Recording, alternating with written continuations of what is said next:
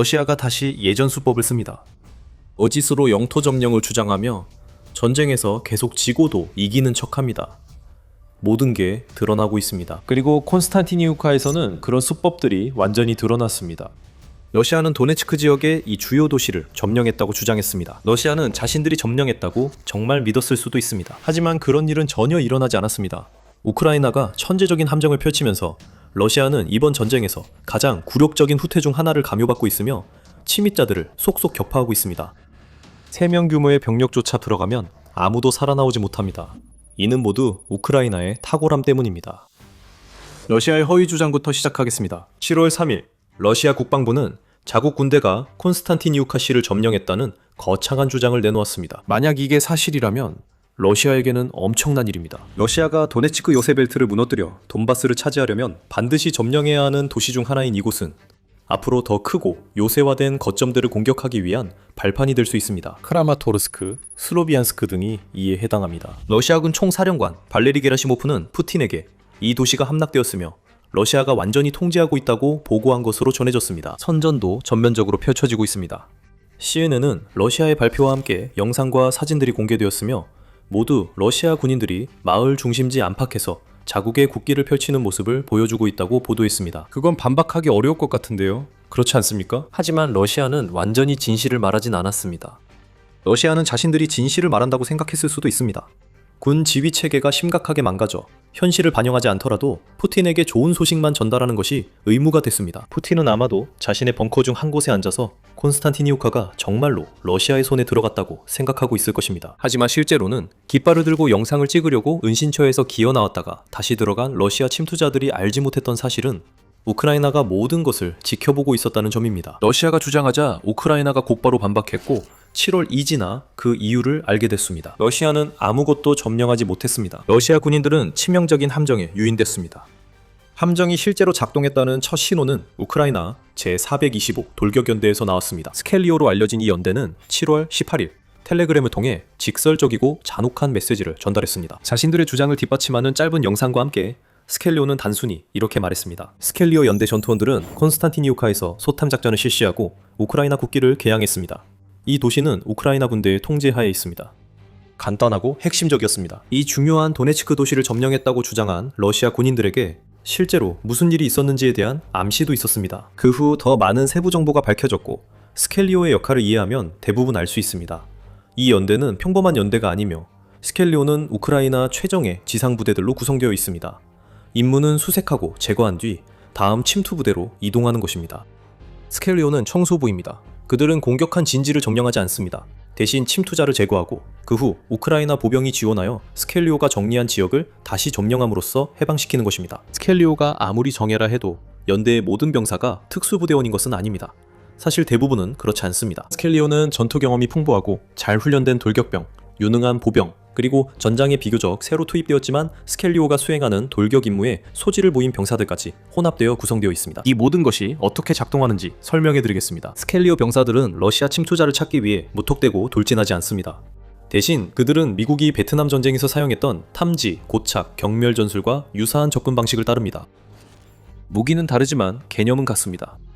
먼저 스켈리오가 찾습니다. 보통 정찰 드론이 사용되며 이번엔 콘스탄티니우카 상공에서 도시에 숨어있는 소규모 러시아 침투조를 발견했습니다. 무리가 발견되면 조치가 시작됩니다. 하지만 이건 불법 도박이 아니며 조치는 드론으로 침투자를 묶어두는 것입니다. 탈출을 시도하면 반드시 죽음이 따르도록 만드는 것이죠. 몇몇 러시아 군인들은 여전히 도망치려고 시도합니다. 하지만 그들은 드론에 의해 신속하게 제거됩니다. 나머지 병사들은 탈출이 불가능하다는 걸 알아 그 자리에 남습니다. 그때 스켈리오가 움직입니다. 전략의 마지막 단계에서는 강력한 탄약으로 숨은 러시아 병사들을 제거하기도 합니다. 다른 경우에는 스켈리오 병사들이 드론의 지원을 받아 도보로 진입해 그 병사들을 제거하거나 항복을 감요합니다. 하지만 모든 경우에 결과는 같습니다. 러시아가 도시의 상당 부분을 통제할 만큼 크다고 주장하는 소규모 침투 부대는 전투에서 제거됩니다. 우크라이나는 애초에 러시아가 간신히 붙들고 있던 영토를 완전히 되찾기 위해 진입합니다. 이것이 바로 우크라이나가 러시아 군인들을 계속해서 걸려들게 만드는 훌륭한 쥐덫의 핵심입니다. 그 침투자들은 선택권이 없으며 지휘관의 명령으로 콘스탄티니우카에 몰래 들어가 자리를 잡으면 지원군이 곧 온다는 거짓 약속을 듣습니다. 하지만 지원군은 오지 않습니다. 이것이 러시아가 퍼뜨리려는 거짓말의 핵심입니다. 러시아는 도시를 완전히 장악했다고 주장하지만 실제로는 소규모 병력을 몰래 들여보내 깃발을 든 사진을 찍게 한 뒤 그 병사들이 숨어버리게 할 뿐입니다. 그때 함정이 발동됩니다. 스켈리오는 보통 지켜봅니다. 러시아 병사들이 숨는 즉시 그들은 죽은 목숨입니다. 함정에 걸린 쥐들입니다. 그리고 이런 침투조가 2명 정도로 소규모일 때 결과는 뻔합니다. 몇 명의 병사들이 들어가지만 살아서 나오는 사람은 없습니다. 스켈리오 연대의 활약과 돌격대를 지원하는 보병들의 노력 덕분에 콘스탄티니우카의 상황은 러시아가 주장하는 것과는 전혀 다릅니다. 도시는 한 번도 점령된 적 없으며 최근 몇 달간 러시아의 장악에서도 더욱 멀어졌습니다. 7월 20일, 약 2주간. 이어진 작전 끝에 우크라이나군의 전 총사령관인 알렉산드르 시르스키가 콘스탄티니우카에는 러시아 군인이 단 145명만 남아있다고 밝혔습니다. 러시아는 여전히 그 도시에 진입하려고 시도하고 있습니다. 콘스탄티니우카 지역엔 하루 약 20번 공격이 있습니다. 하지만 이 도시는 전쟁 전 인구가 6만 7천 명이었습니다. 러시아가 이전에 도시로 몰래 들여보냈을 수도 있는 145명의 군인이나 몇백 명의 병력만으로 이 도시를 통제할 수 있다고 정말로 믿는 사람이 있을까요? 러시아는 그렇게 믿는 것 같습니다. 하지만 바로 그렇게 우크라이나는 러시아에게 통제가 쉽지 않다는 것을 보여줬습니다. 특히 러시아의 침투 전략을 막기 위해 특별히 고안된 함정에 능숙한 연대와 싸울 때는 더욱 그렇죠.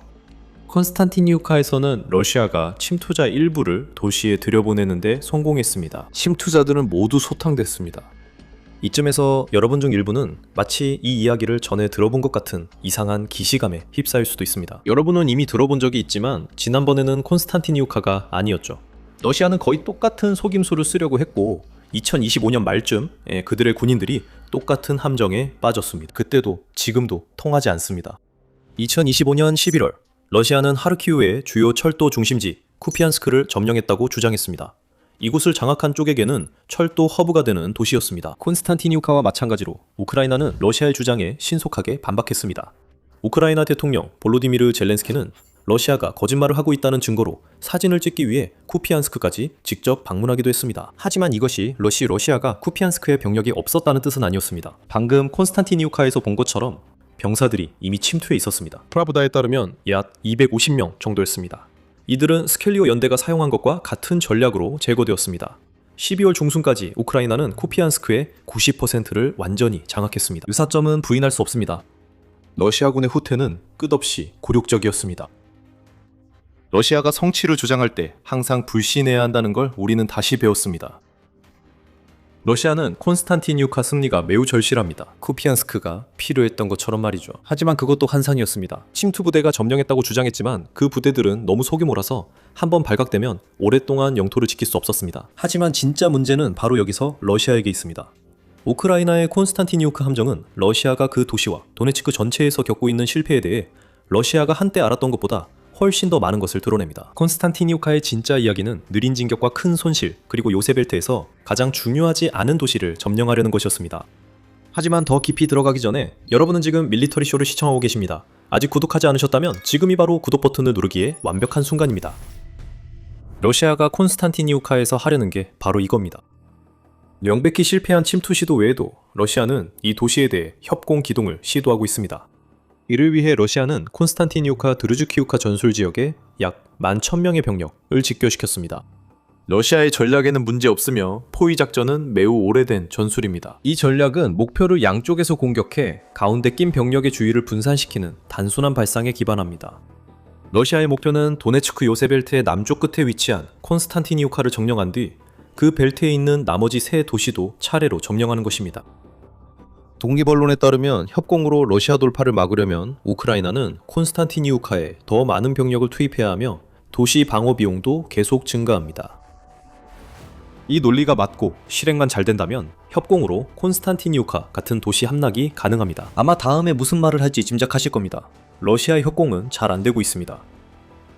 러시아는 협공으로 하루 평균 약 50만 터씩 진격하고 있습니다.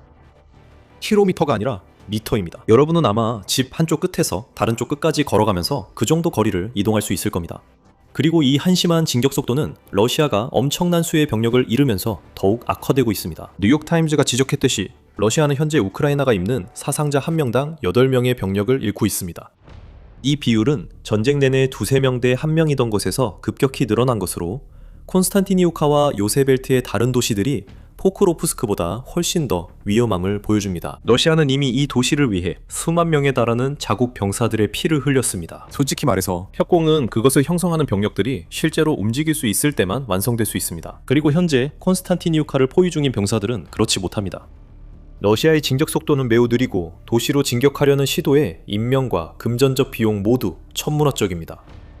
그리고 그 점은 지금 콘스탄티니우카에서 벌어지는 일만 봐서 알 수 있는 게 아닙니다. 러시아는 1년간 이 도시 점령을 시도했으나 잘 안되고 있으며 CNN이 그 상황이 얼마나 나쁘게 흘러가고 있는지 보여주는 타임라인을 제공합니다. 2025년 7월 29일로 돌아가 보면 우크라이나의 오픈소스 정보 분석가인 딥스테이트가 러시아 군인들이 콘스탄티니우카로 진입을 시도하기 시작했다고 처음으로 보도한 날짜입니다. 그 당시에는 도시가 아직 비교적 분주했지만 거리를 따라 설치된 어망에서 우크라이나가 예상한 전투의 조짐이 보였습니다. 이 어망은 드론 공격을 막기 위한 것이었습니다. 러시아는 공격을 개시할 수 있는 단계에 이르렀고 콘스탄티니우카는 위기에 놓인 상황이었습니다. 2025년 11월까지 러시아군은 조금 더 가까이 다가왔습니다. 하지만 그들의 진격 대부분은 도시 외곽에 드론이 들끓는 살상지대를 침투함으로써 이루어졌습니다. 공습이 시작됐고 러시아는 도시 침투 요원이 촬영한 영상을 공유하기 시작했습니다. 하지만 우크라이나는 여전히 중심부를 장악하고 있었습니다. 1월이 되자 러시아는 조금 더 진격했고 우리는 아직도 형성되려고 하는 포위망의 시작을 볼 수 있었습니다. 이달은 러시아에게 있어서 가장 좋은 시기였습니다. 왜냐하면 이미 한 달에 35,000명에 달하는 사상자를 내기 시작했기 때문입니다. 이 시기까지 대부분의 민간인들은 이미 콘스탄티니우카를 떠나 있었습니다. 돌이켜보면 이때가 우크라이나가 반년 뒤 발동돼 함정을 설치하던 시기임을 알 수 있습니다. 5월이 되자 러시아 침투자와 드론이 도시에 들어오기 시작했습니다. 7월 초에는 점령 주장도 나왔습니다. 그리고 그 이후에 무슨 일이 일어났는지 우리는 알고 있습니다. 여기서 우리가 보는 것은 진격의 이야기지만 매우 작은 도시를 상대로 믿기 힘들 정도로 느린 진격입니다. CNN에 따르면 콘스탄티니우카는 면적이 겨우 66제곱킬로미터에 불과하다고 합니다. 푸틴이 주장하는 것처럼 러시아군이 그렇게 강하다면 이 도시를 점령하는 것은 식은 죽 먹기여야 합니다. 하지만 러시아가 도시 안에 소규모 침투 부대와 몇몇 드론을 보낼 수 있는 단계에 도달하는 데만 1년이 걸렸습니다. 그리고 우크라이나는 이미 그들을 쫓아냈습니다. 러시아군의 협공은 거의 진전이 없었고 실제로 러시아의 통제하에 있다고 평가되는 지역도 늘어나지 않았습니다. 실제로 CNN이 공유한 2025년 7월과 2026년 7월의 지도를 보면 러시아의 실제 통제 지역이 오히려 줄어든 것을 볼 수 있습니다. 특히 바흐무트 북서쪽에서 그렇습니다. 즉 러시아는 콘스탄티니우카 인근에서 영토를 잃고 있습니다. 7월 21일 인테르팍스 보도에 따르면 우크라이나군은 지난주 도네츠크와 드니프로페트로우스크 경계에서 43.37제곱킬로미터를 탈환했습니다. 러시아는 겨우 17.33제곱킬로미터만 점령하는 데 그쳤습니다. 이건 푸틴이 원하는 압도적 모습이 아닙니다. 이 모든 것은 크렘린에서 나오는 이야기와는 매우 다른 이야기를 말해줍니다. 게라시모프는 콘스탄티니우카 점령을 주장하지만 사실이 아닙니다. 침입자들은 스칼리아 연대에 격퇴되었고 우크라이나는 러시아에 맞서 성과를 내고 있습니다. 아니면 적어도 러시아 통제 지역을 위험한 회색지대로 만들고 있습니다. 포위망이 아직 완전히 형성되지 않아 닫히지 못하고 러시아는 점점 더 절박해지고 있습니다.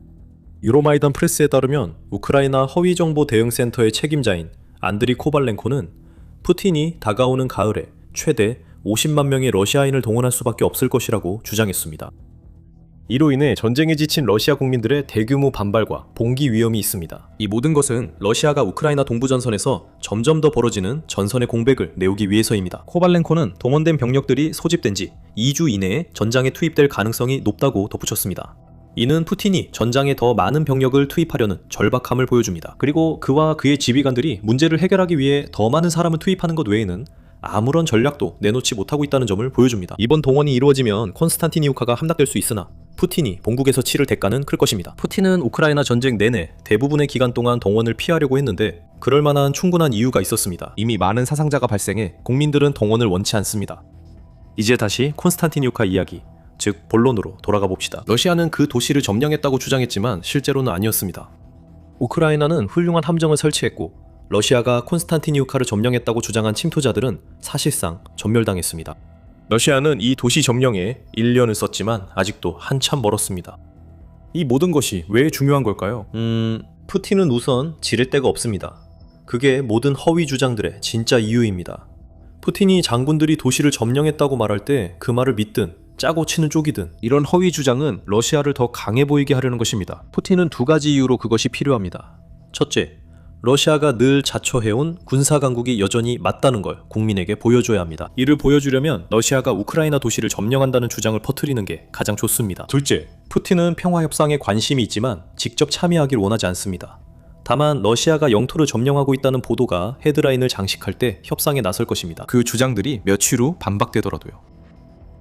푸틴은 평화협상 지연 전술이 오래가지 않을 것을 알고 있습니다.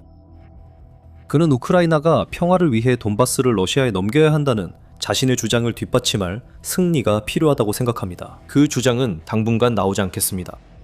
콘스타티니우카는 러시아의 큰 승리가 될 예정이었어요. 전략적으로도 중요한 승리였고 이는 러시아가 몇 달 만에 거둔 첫 번째 의미 있는 진전이 될 것이었습니다. 봄과 여름 공세는 이 시점까지 더 진전됐어야 했습니다. 러시아는 이 공세로 요새화된 방어선 전체를 파괴하려 했습니다. 하지만 그 공세로는 아직 작전상 의미 있는 성과가 없었습니다. 전쟁연구소 ISW라면은 7월 1일에 이렇게 발표했습니다. 러시아는 이틀 후 콘스탄티니우카 점령을 주장했고 이는 대응처럼 보였습니다. 그리고 그 결과가 어떻게 됐는지 우리는 이미 봤습니다. 지금 러시아의 도네츠크 진격 속도가 너무 느려서 ISW조차도 이 지역이 언제 러시아의 통제하에 들어갈지 예측하는데 자신이 없을 정도입니다. 러시아가 요새지대 도시들 중 가장 약한 곳에서도 고전하며 우크라이나 반격으로 점령지를 다시 잃고 있어 이 지역 점령에 몇 년이 걸릴지 모를 만큼 오래 걸릴 수 있습니다. 콘스탄티니우카 주변 전투는 계속되고 있습니다. 러시아가 2026년 말까지 이 도시를 완전히 장악할 가능성은 낮아 보입니다. 러시아군이 후퇴 중임에도 러시아는 여전히 통제권에 대해 거짓말을 하고 있습니다. 우크라이나가 강해지면서 방어를 강화하고 도네츠크 러시아 후방을 겨냥해 반격과 드론 공격을 병행하고 있습니다. 러시아가 가까운 시일 내에 어떤 본격적인 움직임을 보일 수 있을지 상상하기 어렵습니다. 2014년 러시아 대통령 블라디미르 푸틴은 크림반도를 장악했습니다. 그는 무장한 특수부대 병사들로 구성된 소규모 군대를 그 지역에 파견했습니다. 이들은 우크라이나군 기지를 봉쇄하고 지역 정부를 푸틴을 지지하는 꼭두각시 집단으로 교체했습니다. 이는 극적이었고 불법이었지만 효과적이었습니다. 우크라이나와 전 세계는 완전히 허를 찔렸고 작전이 너무나 신속하게 진행되어 제대로 된 외교적 또는 군사적 대응을 할 시간조차 거의 없었습니다. 푸틴에게는 이 작전은 대성공이었고 꿈이 현실이 된 순간이었습니다. 하지만 10여 년이 조금 지난 지금 그 꿈은 악몽으로 바뀌기 시작했습니다. 확장된 무기와 전장에서의 기세를 최대한 활용하며 우크라이나군은 그 어느 때보다 적극적으로 이 반도를 집중적으로 공격하고 있습니다. 그들은 이곳을 해방하거나 탈환하려는 게 아니라 오히려 고립시키고 있습니다. 적이 이곳을 점령하는 데 더 많은 비용과 어려움이 들도록 하고 있습니다. 이 전략의 영향과 그 이면에 있는 논리를 이해하려면 우리는 2014년 3월로 거슬러 올라가야 합니다. 푸틴의 크림반도 합병은 아무런 문제 없이 진행됐습니다. 그는 이 지역 의회를 해체하고 자신에게 충성하는 새로운 지도자들을 임명하는 데 성공했습니다. 그리고 완전히 불법적이고 정당성 없는 국민투표까지 조직했는데 여기서 무려 96.77%의 유권자들이 우크라이나를 떠나 러시아 연방에 가입하는 데 찬성했다고 합니다. 그 후 며칠 동안 푸틴은 크림 공화국의 러시아 편입 조약에 서명하며 합병을 공식화했습니다. 하지만 푸틴은 곧 새로운 문제에 직면하게 되었는데 이는 크림반도의 독특한 지리와 관련된 문제였습니다. 크림반도는 반도이기 때문에 접근하기가 그리 쉬운 곳이 아닙니다. 2014년에 러시아에서 육로로 그곳에 가는 유일한 방법은 우크라이나와의 국제 국경을 넘고 도네츠크, 자포리자, 헤르손 등 여러 우크라이나 지역을 통과한 뒤 북쪽에서 크림반도로 들어가는 것이었습니다. 항공, 해상 이동이나 케르치 해협을 가로지르는 페리도 있었습니다. 케르치 해협은 흑해와 아조프해를 잇는 좁은 수로입니다. 서쪽에는 크림반도가, 동쪽에는 러시아의 크라스노다르 지방이 있습니다. 이제 합병 이전에는 크림반도는 연료, 식량, 물, 전력, 생필품 등 필수 물자의 공급을 전적으로 우크라이나 본토에 의존하고 있었습니다. 합병 이후에는 러시아가 같은 자원을 공급해야 했지만 페리 운송만으로는 비효율적이었습니다. 푸틴도 더 많은 러시아인의 크림반도 이주를 장려하고 싶어 했습니다. 그곳에서 집을 사거나 사업을 시작하거나 반도 전역에서 휴가를 보내도록 말이죠. 이런 모든 일을 위해서는 더 쉽게 접근할 수 있게 해야 했습니다. 그래서 그는 케르치 해협다리, 즉 크림 대교의 건설을 명령했습니다. 이것은 현대 공학의 진정한 기적이었습니다. 19km, 즉 12마일 길이의 이 다리는 2016년 2월에 공사를 시작해 2018년에 자동차와 기타 차량이 다닐 수 있도록 개통되었습니다. 다리의 철도 구간은 1년 뒤에 개통되었습니다. 곧 수만 대의 차량이 이 다리를 건너기 시작했습니다. 이 다리는 유럽에서 가장 길며 매일 많은 차량이 지나가 러시아가 케르치 해협을 가로질러 병력과 군사 장비를 수송하고 크림반도의 물류를 지원하는 능력을 크게 높였습니다. 그리고 이 지역으로의 관광객 유입도 촉진했습니다. 하지만 역사는 블라디미르 푸틴이 결코 쉽게 만족하는 인물이 아님을 보여줬습니다. 오직 권력에 대한 집념으로 움직이는 그는 항상 더 많은 것을 원했습니다. 그래서 2022년 그는 우크라이나 전역을 겨냥한 전면 침공을 명령했으며 특히 루안스크, 도네츠크, 자포리자, 헤르손이라는 4개의 지역을 중점적으로 노렸습니다. 러시아 대통령의 결정에는 여러 가지 이유가 있었지만 그의 가장 중요한 목표 중 하나는 러시아 본토와 크림반도를 연결하는 광대한 육상 회랑의 통제권을 확보하는 것이었습니다. 도네츠크, 자포리자, 헤르손을 장악함으로써 러시아는 이 지역에 도달할 수 있는 완전히 새로운 길을 확보하게 되며 이는 병력과 보급품을 운송하는 데 중요한 육상 경로가 됩니다. 또한 아조프의 해안 전체를 완전히 통제하게 됩니다. 그리고 결국 그렇게 되었습니다. 전쟁 초기 단계에서 러시아군은 크림반도로 가는 길을 확보하는 데 많은 노력을 집중했습니다. 그들은 그 길목에 있는 가장 큰 도시를 3달 동안 포위했습니다. 마리우폴. 그리고 2022년 5월 중순 침공이 시작된 지 불과 몇 주 만에 육상 회랑이 대부분 확보되었습니다. 러시아는 또한 크림반도에 대한 통제권을 이용해 남쪽에서 헤르손으로 병력을 투입했고 이를 통해 수많은 소도시와 마을을 초기에 점령할 수 있었습니다. 그들이 점령한 땅이 많아질수록 반도 주변의 완충지대가 더 커졌고 우크라이나가 다시는 크림반도를 되찾지 못할 것처럼 보였습니다. 이 지역은 영원히 잃어버린 것처럼 보였고 이 사실을 푸틴도 잘 알고 있었습니다. 2024년 3월 병합 10주년을 기념하는 행사에서 대통령은 반도가 다시 본래의 품으로 돌아온 것에 대한 기쁨을 표현했습니다. 또한 이 지역이 우크라이나의 다른 점령지와 함께 앞으로도 러시아와 오랜 세월 함께할 것이라고 덧붙였습니다. 당시 우크라이나가 크림반도 안팎에서 몇 차례 공격을 감행했고 케르치 대교에도 여러 차례 타격을 가했지만 푸틴 대통령의 말이 맞는 것처럼 보였습니다. 하지만 2026년 여름이 되자 우크라이나가 크림반도의 방어선과 물류, 보급선을 지속적으로 공격한 결과 러시아의 크림반도 통제력은 크게 약화되었습니다. 이 작전은 사실상 2022년부터 이어져 왔으며 우크라이나는 기회가 있을 때마다 크림반도의 공군기지, 항구, 방어시설 등 주요 표적을 산발적으로 공격해왔습니다. 하지만 2026년에 들어서면서 그 효과와 강도가 크게 증가했습니다. 키이우 측 병력은 이제 도로, 다리, 기반 시설에 대한 끊임없는 공격을 계획하고 실행하고 있습니다. 그리고 군사시설까지 공격하고 있습니다. 이로 인해 광범위한 정전과 단수 사태가 발생했고 보급선이 끊기며 크림반도 전체가 전례 없는 혼란 상태에 빠졌습니다. 패닉에 빠진 관광객들과 러시아 주민들이 지역을 탈출하기 위해 줄을 서고 있습니다. 이 모든 것은 우크라이나가 자신의 실수에서 배우고 전략을 조정하며 그리고 분쟁 상황 변화에 놀랍게도 잘 적응하고 있습니다. 예를 들어 2023년 우크라이나는 대규모 반격을 조직했습니다. 러시아의 빼앗긴 영토를 되찾고 더 중요한 것은 크림반도로 이어지는 육상 회랑을 차단하기 위해 침공군을 밀어냈습니다. 하지만 우크라이나의 최선의 노력과 일부 지역에서의 어느 정도의 성공에도 불구하고 이 중요한 목표는 달성되지 않았습니다. 우크라이나군은 러시아의 막대한 병력과 장비의 우위에 맞설 수 없었습니다. 러시아군은 적이 반격을 준비하고 있다는 것을 알고 있었습니다.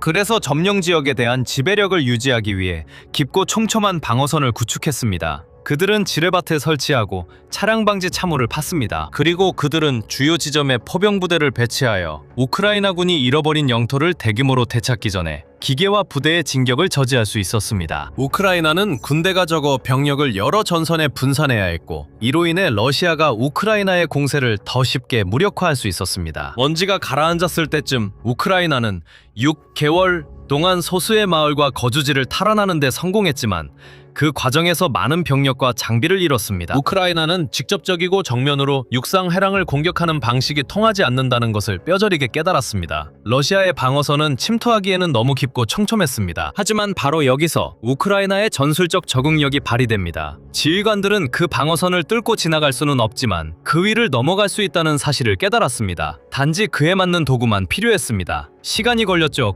하지만 우크라이나 방위산업은 그 도전에 맞서 더 크고 뛰어나며 똑똑한 드론과 장거리 미사일을 개발했습니다. 느리지만 확실히 더 많은 크림반도 표적을 사정권에 넣었습니다. 우크라이나는 또한 이 지역 전역에서 러시아의 레이더와 방공망 같은 자산들을 계속해서 제거했습니다. 그래서 더 강력한 공중공격을 감행할 때가 오면 러시아가 스스로를 방어하는 데 어려움을 겪도록 만들었습니다. 2026년 이 되자 모든 준비가 갖춰졌고 무대가 마련되었습니다. 러시아의 진격 속도는 달팽이처럼 느려졌습니다. 우크라이나군은 가장 중요한 지역에서 성공적으로 방어선을 지키고 있었고 키이우는 마침내 필요한 자산을 갖추게 되었습니다. 우크라이나의 전 국방장관 미하일로 페도로프의 말에 따르면 크림반도를 섬으로 만들어버릴 수 있게 되었습니다. 하지만 다음에 무슨 일이 일어났는지 알아보기 전에 저희가 이 군사 프로그램을 만드는 이유는 힘이 실제로 어떻게 움직이는지 설명하기 위해서입니다. 처음 오신 분들은 구독을 눌러서 다음 이야기를 놓치지 마세요. 2026년 5월 키이우가 행동에 나섰습니다. 중거리 드론 공격이 빠르게 이어지기 시작했고 도로, 철도, 교량, 페리, 그리고 방공망과 같은 목표물들을 겨냥했습니다. 크림반도 자체와 러시아와 연결된 육상 해랑을 형성한 점령지 모두에서 공격이 이루어졌습니다. 이로 인해 오랫동안 이 지역에 보급을 해오던 공급선이 끊어졌습니다. 키이우의 이전 케르치 대교 공격으로 이미 그 다리는 러시아군이 사용하기에 위험한 선택지가 되었습니다.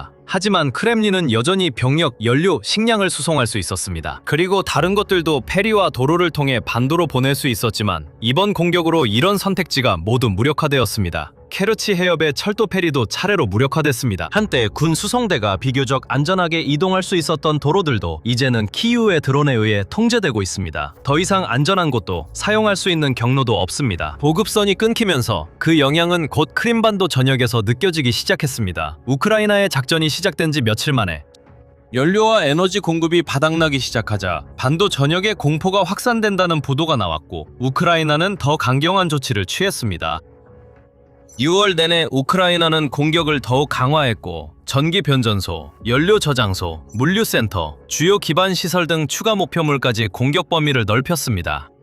이러한 공격은 반도에 주둔한 러시아 군대뿐만 아니라 그 지역의 많은 관광객, 휴가객, 그리고 주택 소유자들에게도 영향을 미쳤습니다. 5월에 우크라이나는 크림반도에서 22건의 확인된 공격을 감행했습니다. 6월 말에 한 주에만 해도 공격 횟수는 총 55건에 달했습니다. 그리고 이들 공격은 이 지역에서 지금까지 목격된 것 중 가장 크고 파괴적인 공격들이었습니다. 우크라이나는 단순히 드론에만 의존하지 않았습니다. 우크라이나는 드론뿐만 아니라 자국에서 생산한 플라밍고 순항미사일까지 투입하여 육상 해랑을 오가는 차량 행렬과 흑해 및 아조프해에 위치한 러시아 해군 기지들을 공격했습니다. 그 결과 처음에는 공황 상태였던 것이 이제는 지역 전체에 비상사태로 번졌습니다. 실제로 6월 26일 현지 크렘린이 임명한 크림 당국은 공식적으로 이 지역 전체에 무기한 비상사태를 선포했습니다. 그들은 케르치 대교를 임시로 폐쇄하는 것 외에는 다른 선택지가 없었습니다.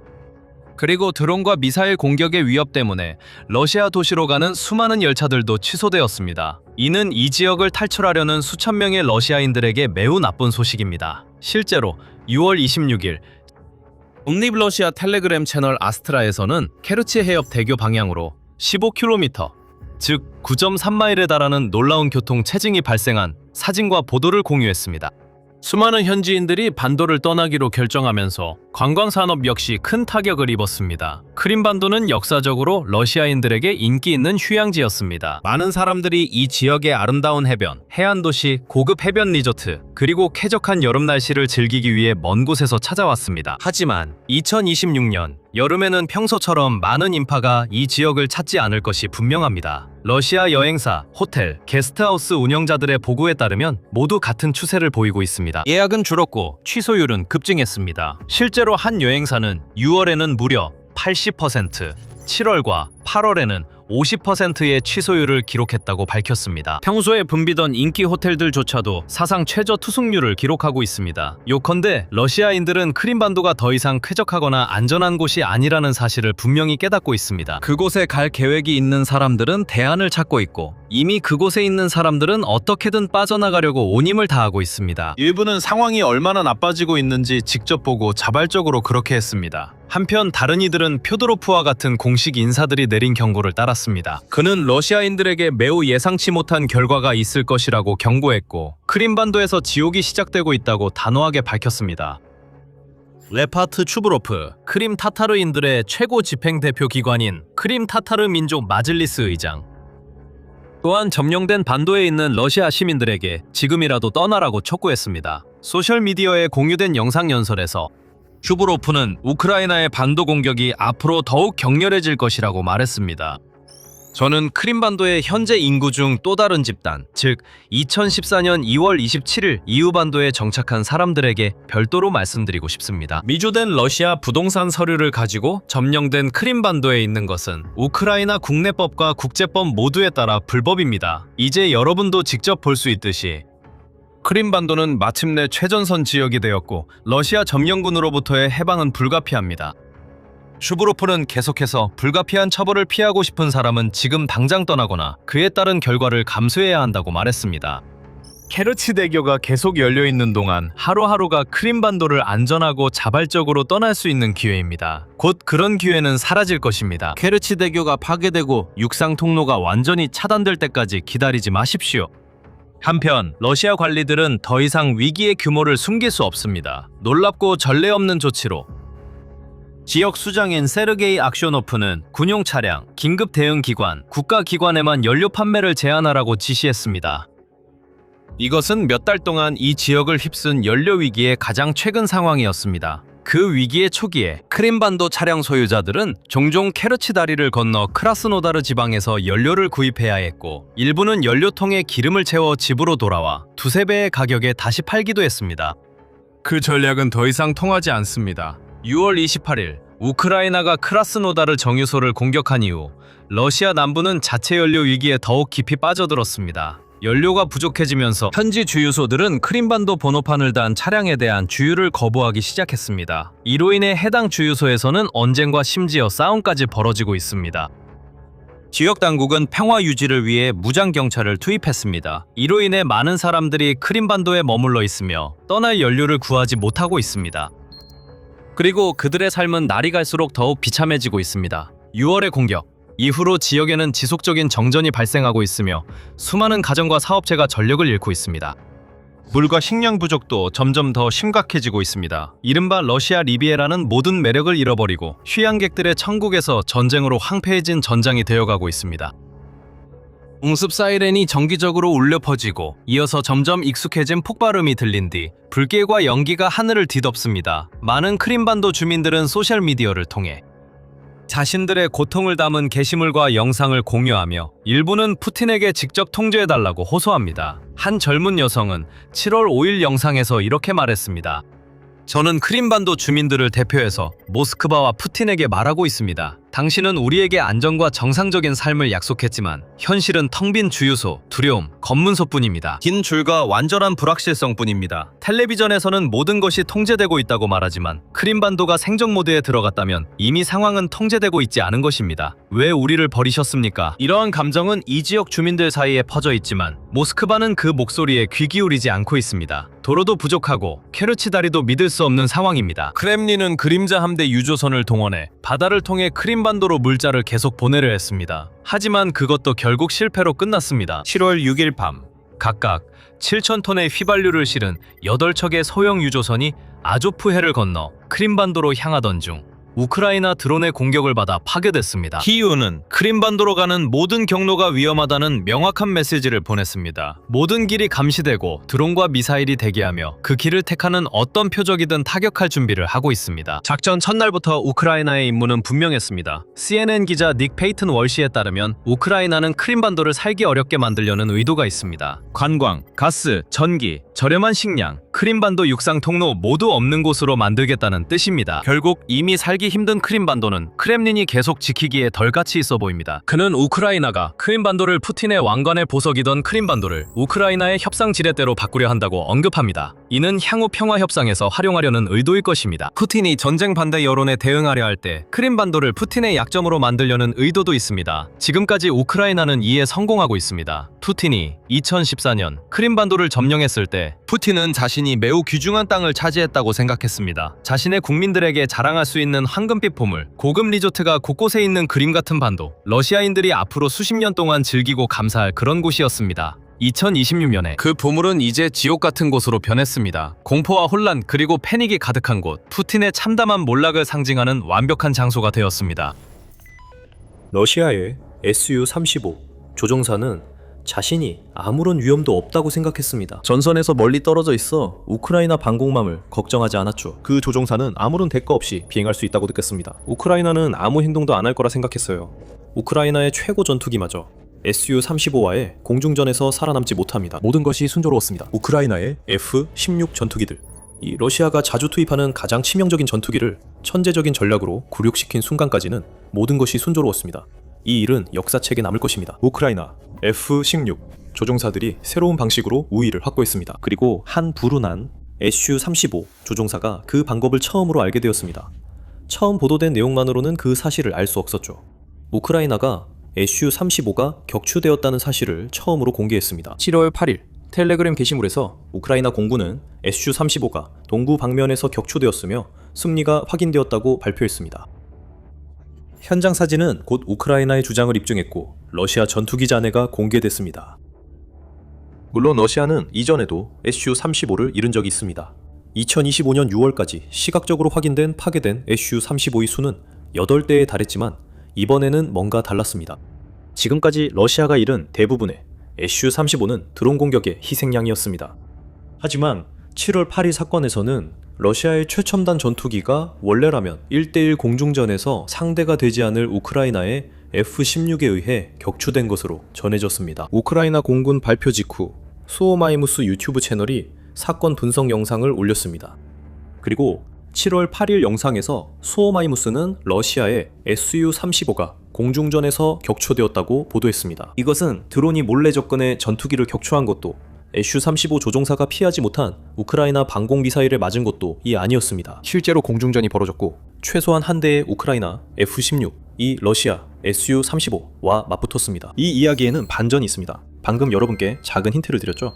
계속 지켜봐 주시면 모든 것을 밝혀드리겠습니다. 러시아 Su-35 손실이 러시아에서 추가로 확인됐습니다. 물론 국방부나 크렘린에서 나온 것은 아닙니다. 러시아가 이겨야 할 공중전에서 Su-35를 잃었다는 사실을 공개하고 싶어하는 곳은 어디에도 없으니까요. 확인은 러시아 군사 블로거인 올렉시 젬초프라는 군사평론가에게서 나왔습니다. 젬초프는 우리가 앞서 공유한 영상에서 본 잔해가 실제로 Su-35였음을 확인했습니다. 그리고 그는 조종사가 우크라이나의 공격에서 살아남았고 어떻게든 러시아가 점령한 지역으로 기어 돌아갔다고 추가로 언급했습니다. 그 주장의 진위는 두고 봐야 합니다. 최초 보도 당시 우리가 확실히 알았던 건 Su-35 격추 사실뿐이었습니다. F-16 관련 사실 외에는 사건의 원인이 여전히 불확실했습니다. 이런 일은 러시아에겐 일어나선 안 됐습니다. 러시아 공군이 우크라이나의 의지를 강요하는 데 실패한 것은 전쟁 시작부터 분명했습니다. 7월 10일 기준으로 러시아는 우크라이나에 437대의 비행기와 353대의 헬리콥터를 잃었으며 그중 상당수는 침공 첫 몇 주 동안 격추되었습니다. 러시아가 우크라이나에 자신들을 막아낼 만큼의 방공망이 없다고 자만했던 시기였습니다. 그 믿음은 곧 잘못된 것으로 드러났고 러시아는 전쟁 내내 자국 항공기를 전선 뒤에 배치해 안전한 거리에서 우크라이나에 미사일과 활공 폭탄을 발사하는 전략을 사용했습니다. 그 전략에도 불구하고 우크라이나는 계속 성과를 내고 있습니다. 6월 26일 러시아는 크림벨벳 공군기지에서 우크라이나 공격으로 미그 29 전투기 한 대를 잃었습니다. 러시아는 또한 스추-35 전투기 재고도 점점 바닥나고 있습니다. 앞서 말씀드렸듯이 우크라이나가 최근 격추하기 전에도 최소 8대가 파괴된 것이 확인되었습니다. 이 전투기가 러시아군에 마지막으로 인도된 시점은 2025년 11월에 이루어졌으며 약 15대에서 18대 정도가 한 번에 전달된 것으로 보입니다. 전에 러시아는 Su-35 전투기 15대를 인도받았습니다. 추가 물량이 더 들어올지는 알기 어렵지만 우크라이나는 그 재고를 계속 줄여왔고 Su-35도 추가로 격추됐습니다. 또한 러시아가 우크라이나에서 공군력을 제대로 못 쓴 것처럼 Su-35가 F-16에 격추된 것도 원래는 일어나지 말았던 일입니다. 잠시 처음에 보도된 것처럼 이것이 1대1 공중전이었다고 가정해봅시다. 그런 상황에서 그리고 우크라이나 조종사와 러시아 조종사의 실력이 동등하다고 가정한다면 Su-35가 우위를 점해야 합니다. 파퓰러 메카닉스가 관련 수치를 제시합니다. F-16과 Su-35 모두 4세대의 전투기이지만 Su-35가 더 현대적입니다. Su-35는 2016년에 처음 등장했습니다. F-16은 1970년대로 거슬러 올라가는 기체입니다. 두 기체 모두 고도에서 마하 2 최고 속도를 내지만 Su-35 조종사에게 승리를 줄 수 있는 큰 차이는 전투행동 반경입니다. F-16의 전투행동 반경은 약 925km입니다. Su-35의 전투행동 반경은 거의 1600km에 달합니다. 이로 인해 Su-35 조종사는 더 넓은 범위에서 기동할 수 있습니다. 자신의 레이더와 센서가 F-16을 일찍 탐지한다는 가정하에요. 하지만 그게 전부는 아닙니다. 스트라-3은 Su-35가 노즐 움직임에 있어서 F-16보다 더 유연하다고 덧붙입니다. Su-35의 두 노즐 모두 360도 회전이 가능하며 각각 다른 축을 따라 움직입니다. 이 말은 Su-35가 코브라 기동으로 공중에서 제자리 비행이 가능하다는 뜻입니다.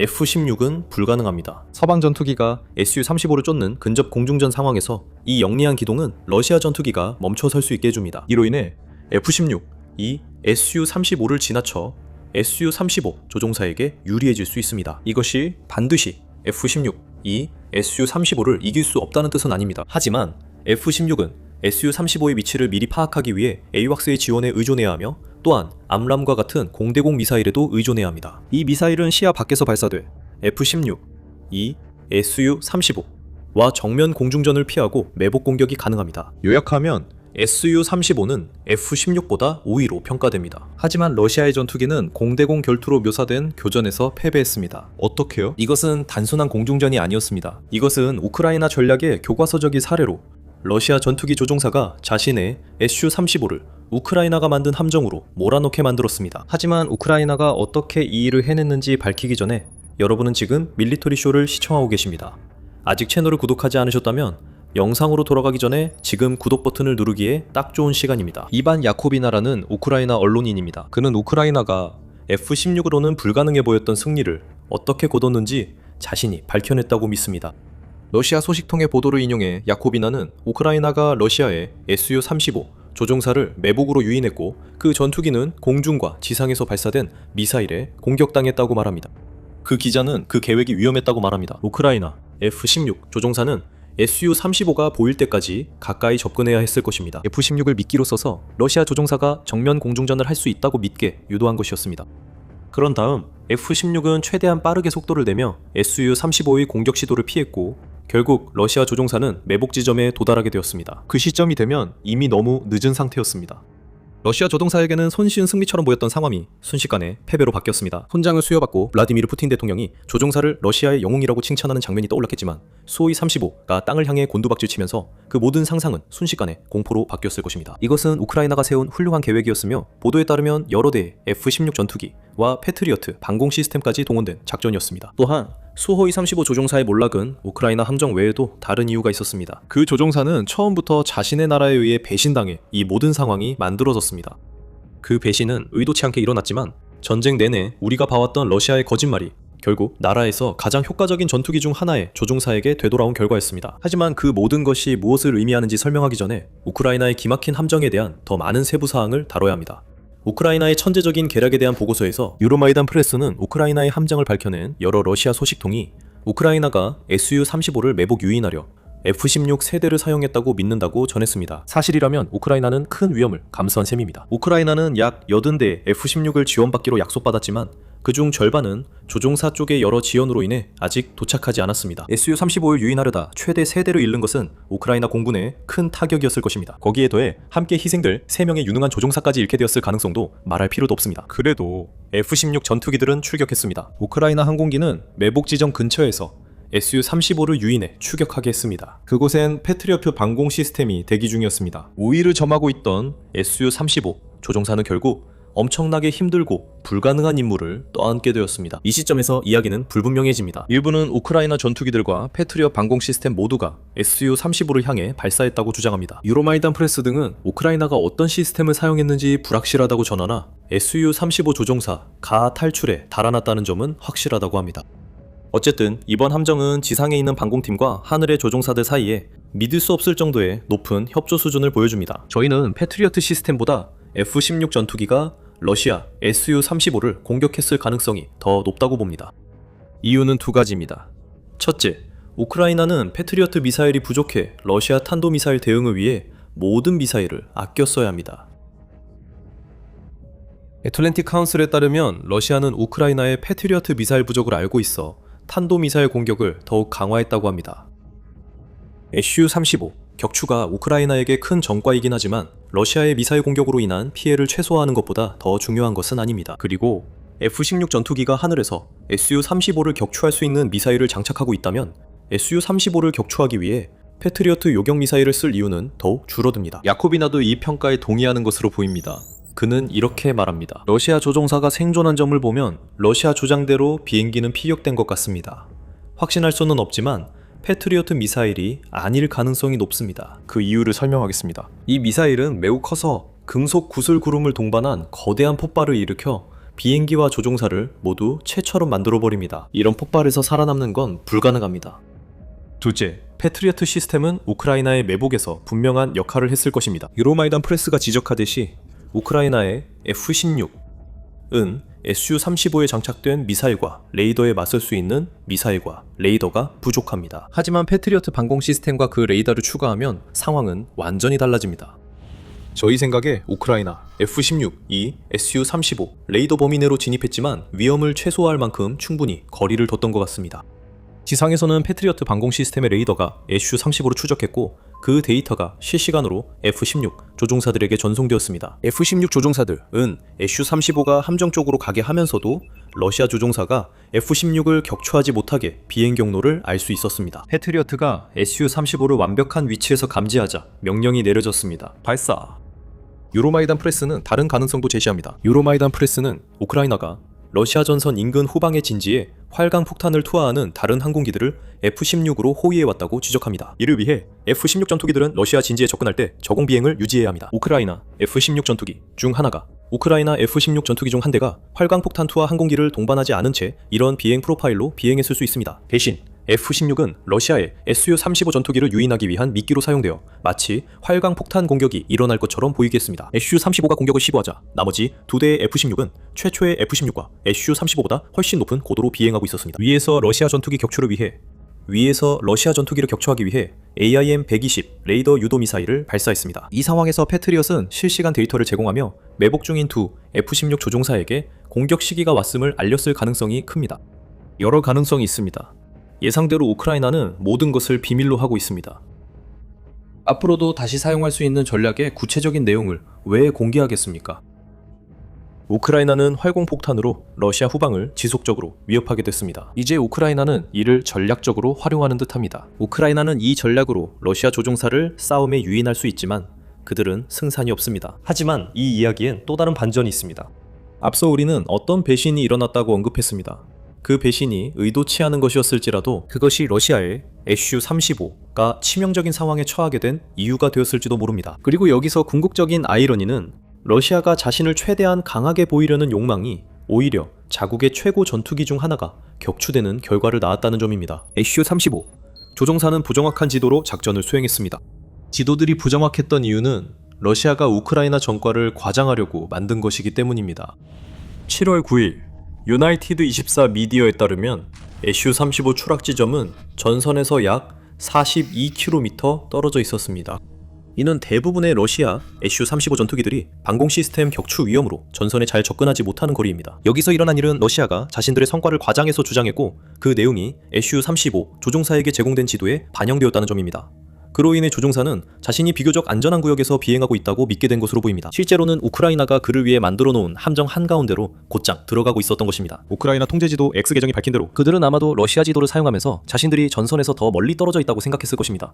다시 한번 그들 자신의 국방부가 만든 함정에 되레 걸린 셈이죠. 자국이 우크라이나에서 성공했다고 거짓말했다는 걸 이렇게 알게 되다니 아이러니하네요. 탈출해서 수백만 달러짜리 항공기가 추락하는 걸 지켜본 후 이 모든 일이 푸틴의 엄청난 자존심이나 망상에 대한 집착만 아니었어도 피할 수 있었다는 소식을 듣게 된다면 참 허탈하겠죠. 물론 러시아의 주장에 주목해온 사람이라면 전장에서의 성과를 과장하는 일이 전혀 새로운 일이 아니라는 걸 알고 있습니다. 푸틴은 평화 협상에서 우크라이나를 상대로 최대한 우위를 점하려 하기 때문에 전선이 어디에 있는지에 대해 거짓말을 하는 것이 그의 목적에 부합합니다. 2025년 11월 메두자는 전직 러시아 군 지도 제작자가 러시아가 만들고 있는 지도들을 완전히 말도 안 되는 것이라고 비난했다고 보도했습니다. 그는 지휘관들이 성과를 과장하려고 지도를 조작한다고 비난했습니다. 전쟁연구소도 2026년 5월에 같은 주장을 했으며 러시아가 5월에 달성했다고 주장한 많은 성과에 대한 증거를 찾지 못했다고 밝혔습니다. 러시아가 우크라이나 진지에 소수 침투자를 들여보내는 것을 진지를 완전히 점령한 것처럼 가장하고 있음을 시사합니다.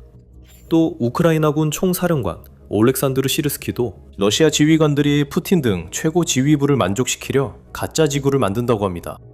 시르스키는 이것이 우크라이나에 유리하며 러시아군이 잘못된 정보로 작전 중임을 의미한다고 밝혔습니다. 7월 8일 러시아 SU-35 조종사는 푸틴이 러시아 진격 소식을 듣고 싶어하는 욕구가 얼마나 위험할 수 있는지 직접 겪었을지 모릅니다. 지도 진위와 상관없이 우크라이나는 러시아에 아주 시기적절하게 다시 일깨워줬습니다. 최고의 러시아 전투기도 전선 50,000km 이내로 접근하면 안전하지 않습니다. 정말 많은 위험이 도사리고 있습니다. 이번 경우에는 러시아 최고 사령부의 거짓말을 이용한 훌륭하게 조율된 매복이었습니다. 다음엔 드론이나 방공 미사일이 러시아 전투기를 격추할 수도 있습니다. 이것이 러시아가 훨씬 더 큰 공군력을 침공에 잘 쓰지 못하는 이유입니다. 우크라이나는 러시아의 모든 공격에 잘 대응하고 있습니다. 우크라이나는 영리함에서 잔혹함으로 순식간에 전환할 수 있는 능력도 있습니다. 우크라이나에는 가장 강력한 탈러시아화 기계가 가동된 지역이 있습니다. 믿을 수 없을 만큼 저주받은 곳입니다. 이 지역에 들어오는 러시아인이라면 누구나 뭔가 이상한 일이 벌어지고 있다는 것을 압니다. 으스스합니다. 담력합니다. 하늘과 땅에 있는 기계들이 사냥을 하고 있고 전선 뒤에 있는 이들은 앞에 있는 동료들이 결코 돌아오지 않을 것임을 알고 있습니다. 여기가 우크라이나에서 가장 사냥이 치열한 곳입니다. 지옥에 온 걸 환영한다. 푸틴의 꼭두각시들아. 여기서 살아나갈 수 없다. 저주받은 지역은 포크로스크이고 우크라이나의 큰 계획은 전선에서 100km 이상 뻗어있는 거대한 살상지대를 만드는 것입니다. 이것은 이 지역에서 죽음을 초래하고 러시아의 군수체계를 무너뜨리는 것입니다. 이는 우크라이나 제7공수군단의 사령관 예브엔 라세추크가 밀리턴트와의 단독 인터뷰에서 밝힌 내용입니다. 라세추크는 목표가 중거리 드론으로 군수 지원을 타격해 전선 뒤에 적의 이동을 차단하는 것이라고 말합니다. FPV 드론이 전선 근처 살상지대를 유지하며 이 지대는 여전히 포크로스크로 공격하는 러시아 병사들을 무참히 파괴하고 있습니다. 러시아의 미래를 저주라고 해도 부족합니다. 하늘에서 내리는 죽음이 러시아 병사들이 안전하다고 생각했던 포크로스크 지역에 쏟아지기 시작할 것입니다. 라세추크는 점령군이 포크로스크를 도네츠크 지역 더 깊숙이 공세를 펼칠 수 있게 하는 물류 허브로 만들려 한다고 말합니다. 그래서 물류 봉쇄가 이루어지고 있는 것입니다. 그리고 지난 몇 달 동안 우크라이나가 무엇을 해왔는지 주목해왔다면 물류를 겨냥해 살상구역을 확장하는 것이 결코 새로운 아이디어가 아니라는 것을 알게 될 것입니다. 우크라이나는 전선 너머 100km 이상을 타격할 수 있는 신형 중거리 드론 개발 후 이런 작전을 계속해왔습니다. 우크라이나는 심지어 이 작전을 공식화하기도 했습니다.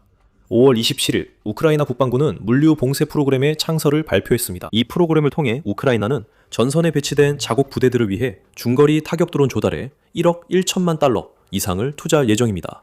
이 포인트 시스템을 활용해 자금은 가장 성과가 뛰어난 여단에 분배될 것입니다. 이로써 이들은 러시아 물류를 마비시키는 중거리 타격을 계속 성공적으로 이어갈 수 있습니다. 그것이 더 큰 계획입니다. 포크로브스크에서 라세추크는 이 프로그램으로 러시아가 도시를 물류 거점으로 쓰기 어렵게 넓은 살상 구역을 만들겠다는 의도를 분명히 하고 있습니다. 라세추크는 물류 봉쇄 프로그램이 이미 점령된 크림반도에서 이룬 성과에서 영감을 받을 것입니다. 그 반도는 연료가 부족하고 크림반도 발전소 공격으로 순환 정전도 발생하고 있습니다. 다리들은 완전히 폭파되고 있으며 무기와 보급품 수송대는 크림반도에 도달하기도 전에 파괴되고 있습니다. 라시추크의 목표는 포크로프스크에서 100km 살상구역을 만들어 같은 결과를 얻는 것입니다. 포크로프스크를 섬뜩한 유령 도시로 만들어 전선 근처에도 가기 전에 우크라이나 드론에 산산조각 날까봐 아무도 감히 들어가지 못하게 하는 것입니다. 포크로프스크로의 탄약, 병력, 장비, 이동 차단이 중요합니다. 하지만 라시추크가 노리는 건 바로 그 병력입니다. 그는 러시아가 사람들을 포크로프스크로 옮긴 뒤 적게는 2명씩 도네츠크 깊숙이 침투시키는 것이 주요 전술이라고 말합니다. 이 침투 전략은 새롭지 않습니다. 러시아는 2025년부터 이 전략을 사용해왔습니다. 우크라이나의 FPV 드론이 대규모 기계화 공격을 피와 희생이 많이 따르는 전투로 바꿔놓았기 때문에 러시아가 감당할 수 있는 것보다 훨씬 더 많은 장비와 인명 피해가 발생하고 있습니다. 그래서 침투조가 몰래 들어갑니다. 그들은 실제로 영토를 점령하는 것이 아닙니다. 그들은 작은 지역만 점령하고 오지 않는 경우가 많은 지원을 기다리며 숨어 있습니다. 하지만 그 전략엔 목적이 있습니다. 러시아가 침투자를 몰래 들여보낼 때 그들은 그런 성과를 선전 목적으로 이용합니다. 푸틴은 러시아가 영토를 점령했다고 말할 수 있지만 실제로는 소수의 병사들만 숨어 있을 뿐입니다. 또한 이런 침투는 우크라이나의 전력을 분산시키려는 것입니다. 하나의 전선이 있는 것이 아니라 수십 개의 연신처를 찾아내서 파괴해야 합니다. 러시아는 침투 전략을 계속 발전시켜 왔습니다. 6월 포브스에 따르면 러시아 침투자들은 이제 더 깊은 살상 구역까지 이동한다고 합니다. 그들은 우크라이나를 겨냥한 드론 전초 기지를 구축 중입니다. 우크라이나군입니다. 그들의 비축량을 한정되어 있어 드론이 모두 소진되면 침투자들은 기다릴 수밖에 없습니다. 하지만 이로 인한 혼란만으로도 우크라이나에 큰 문제가 됩니다. 포크로스트크의 100km 킬존은 그 문제를 해결하려고 설계됐습니다. 라세추크는 우크라이나의 현재 목표가 침투자들이 전방에 가까이 접근해 침투를 시도하기 전에 후방에 집결해 있을 때 그들을 파괴하는 것이라고 말합니다. 그 지점에서 100km 킬존이 작동합니다. 중거리 드론, 로켓포, 그리고 장거리 포신포의 조합이 포크로스크에 하늘에서 죽음을 쏟아붓게 될 것입니다. 이로 인해 병사들, 보급품, 그리고 물류 경로 모두가 파괴될 것입니다. 지금 당신이 러시아 군인이라고 상상해보세요. 이런 소식은 전혀 듣지 못했을 겁니다. 당신의 지휘관들은 최대한 많은 정보를 숨기려고 합니다. 왜냐하면 당신이 아무 의심 없이 명령만 따르는 착한 군인이 되기를 원하기 때문이죠. 하지만 당신은 포크로스크가 죽음의 구역이라는 것을 알고 있습니다. 동료들이 도시를 점령하려다 이미 하나둘씩 죽어갔고 전선에는 당신을 순식간에 파괴할 드론들이 들끓고 있다는 것도 알고 있습니다. 당신은 아직 후방에 있어 안전하다고 느낍니다. 전선으로 밀고 들어가라는 명령도 아직 내려오지 않았습니다. 잠시나마 안도감을 느낍니다. 그리고 그 소리가 들립니다. 드론의 윙윙거리는 소리입니다. 잠시 동안 근처의 드론 부대가 무인기를 보내서 우크라이나 진지를 폭격하고 있다고 생각합니다. 하지만 곧 폭발음이 들립니다. 또 다른 폭발이 이어지고 또 한 번 더 터집니다. 당신이 안전하다고 생각했던 곳에 드론이나 로켓이 당신을 향해 맹렬히 날아오고 있습니다. 그 사실을 깨달았을 때는 이미 늦었습니다. 이제 당신은 우크라이나에서 가장 표적이 되는 곳에 있으며 살아서 나갈 수 없습니다. 이제 가장 큰 질문입니다. 우크라이나가 이 100km 킬존을 가동하기까지 얼마나 걸릴까요? 우크라이나는 이미 많이 진척됐습니다. 7. 공중 강습군단 은 라세추크가 언급한 킬존을 만들 거의 모든 것을 갖춘 듯합니다. 밀리타르니에 따르면 이 군단은 이미 필요한 경우 경, 중, 대형 탄두를 장착한 중거리 드론을 배치할 수 있도록 인력과 조직 구조를 갖춘 상태라고 합니다. 이것은 매우 현명한 조치입니다. 이는 군단이 목표물을 식별하고 그 목표를 제거하는 데 필요한 화력을 판단할 수 있다는 의미입니다. 따라서 몇 킬로그램의 폭약으로도 제거할 수 있는 목표에 더 강력한 드론을 낭비하지 않을 것입니다. 7월 7일 군단이 FP2 드론을 대량으로 인수했으며 이미 포크로스크 방향에서 점령군을 상대로 성공적인 타격을 가하고 있다는 보도가 있었습니다. 라세추크가 곧 도래할 것이라고 말한 살상구역의 규모를 만들기 위해서는 바로 그런 종류의 드론이 꼭 필요합니다. 5월 업그레이드로 200kg 탄두 탑재가 가능해졌습니다. 이 드론들은 파이어 포인트에서 제작되었고 무거운 탑재물을 싣고 최대 370km 이동할 수 있습니다. 이 드론들은 7 공중 강습군단 이 전선 후방 깊은 곳에 견고한 목표물 제거에 사용할 것으로 보입니다. 다른 중거리 타격 드론들도 군단 무기고에 추가됐거나 이미 도착했지만 아직 공개되지 않은 듯합니다. 중요한 점은 7 공중 강습군단 이 이미 중거리 타격 드론을 보유하고 있다는 것입니다. 즉 100km 살상지대 이미 활성화됐다는 의미입니다. 라사두르크가 말한 것만큼 광범위하지는 않더라도 말이죠. 포크로브스크 지역의 점령군들에게 닥칠 일이 바로 이것입니다. 우크라이나는 러시아가 포크로브스크를 물류 거점으로 사용하거나 전선에서 진격하는 것을 극도로 어렵게 만드는 다층 살상지대 구조를 만들 예정입니다. 대부분이 익숙해진 살상지대가 있습니다. 전선에서 최대 30km까지 뻗어 있으며 FPV 드론과 러시아 병사 진격을 늦추기 위한 다양한 방어 수단들로 가득합니다. 대전 차오, 철조망, 지뢰, 용치 장애문은 모두 우리가 전통적 살상지대라 부르는 방어선의 일부입니다. 직접 진격하려는 러시아 병사들을 사살할 뿐만 아니라 방어시설은 병사들을 특정 경로로 몰아 함정에 빠뜨리는 데에도 쓰일 수 있습니다. 이런 살상지대는 포크로프스크에서 계속 남아있을 것이며 전선에서 30, 100km 떨어진 새로운 살상지대와 합쳐질 것입니다. 그곳에서 중거리 드론이 피해를 줍니다. 이때 FP-2 등 드론들이 등장합니다. 이 드론들은 군수시설, 지휘소, 병력 집결지 등 다양한 목표를 타격합니다. 이로 인해 전선 공격이 약해질 것입니다. 살상지대의 30km 구간은 그 역할을 유지하지만 침투자들의 압박은 줄어들 것입니다. 방어선은 더 오래 버틸 것이고 전선에 있는 우크라이나 군인들은 실제로 그들에게 도달하는 병사들이 더 적어지기 때문에 진지를 유지할 수 있습니다. 러시아 입장에서 이 확장된 킬존은 한 가지를 의미합니다. 사상자가 매우 많다는 뜻입니다. 지금 러시아가 포크로프스크나 도네츠크 지역 전체에서 가장 원하지 않는 일이 바로 그것입니다. 러시아는 매일 1000명 이상의 병력을 잃고 있으며 종종 1500명을 넘기도 합니다. 그 기간 동안 러시아는 사망이나 부상으로 1600명의 병력을 잃었습니다. 볼레츠크 진격도 상황이 좋지 않습니다. 100km, 포크로브스크 살상지대 조성 전부터 우크라이나군 퇴임하는 총사령관에 따르면 러시아군은 도네츠크에서 1제곱킬로미터를 점령할 때마다 400명 이상의 병력을 희생해야 합니다. 올렉산드르 시르스키라고 RBC 우크라이나가 7월 14일 보도했습니다. 새 포크로스크 살상지대는 러시아의 PF7을 훨씬 더 키울 뿐입니다. 하지만 아직 중요한 문제가 남아 있습니다. 러시아가 이미 포크로스크를 점령했나요? 그랬다면 우크라이나가 그 지역에 어떻게 살상지대를 구축할 수 있었을까요? 곧 이 질문들에 답하고 100km 살상지대의 의미도 설명드리겠습니다. 하지만 그 전에 지금 보고 계신 건 밀리터리 쇼입니다. 저희 채널에서 유익한 정보를 얻고 계시다면 구독과 알림 설정을 하셔서 영상이 업로드되는 즉시 시청하실 수 있도록 해주세요. 자, 포크로브스크입니다. 러시아는 실제로 이 도시를 점령했다고 주장했습니다.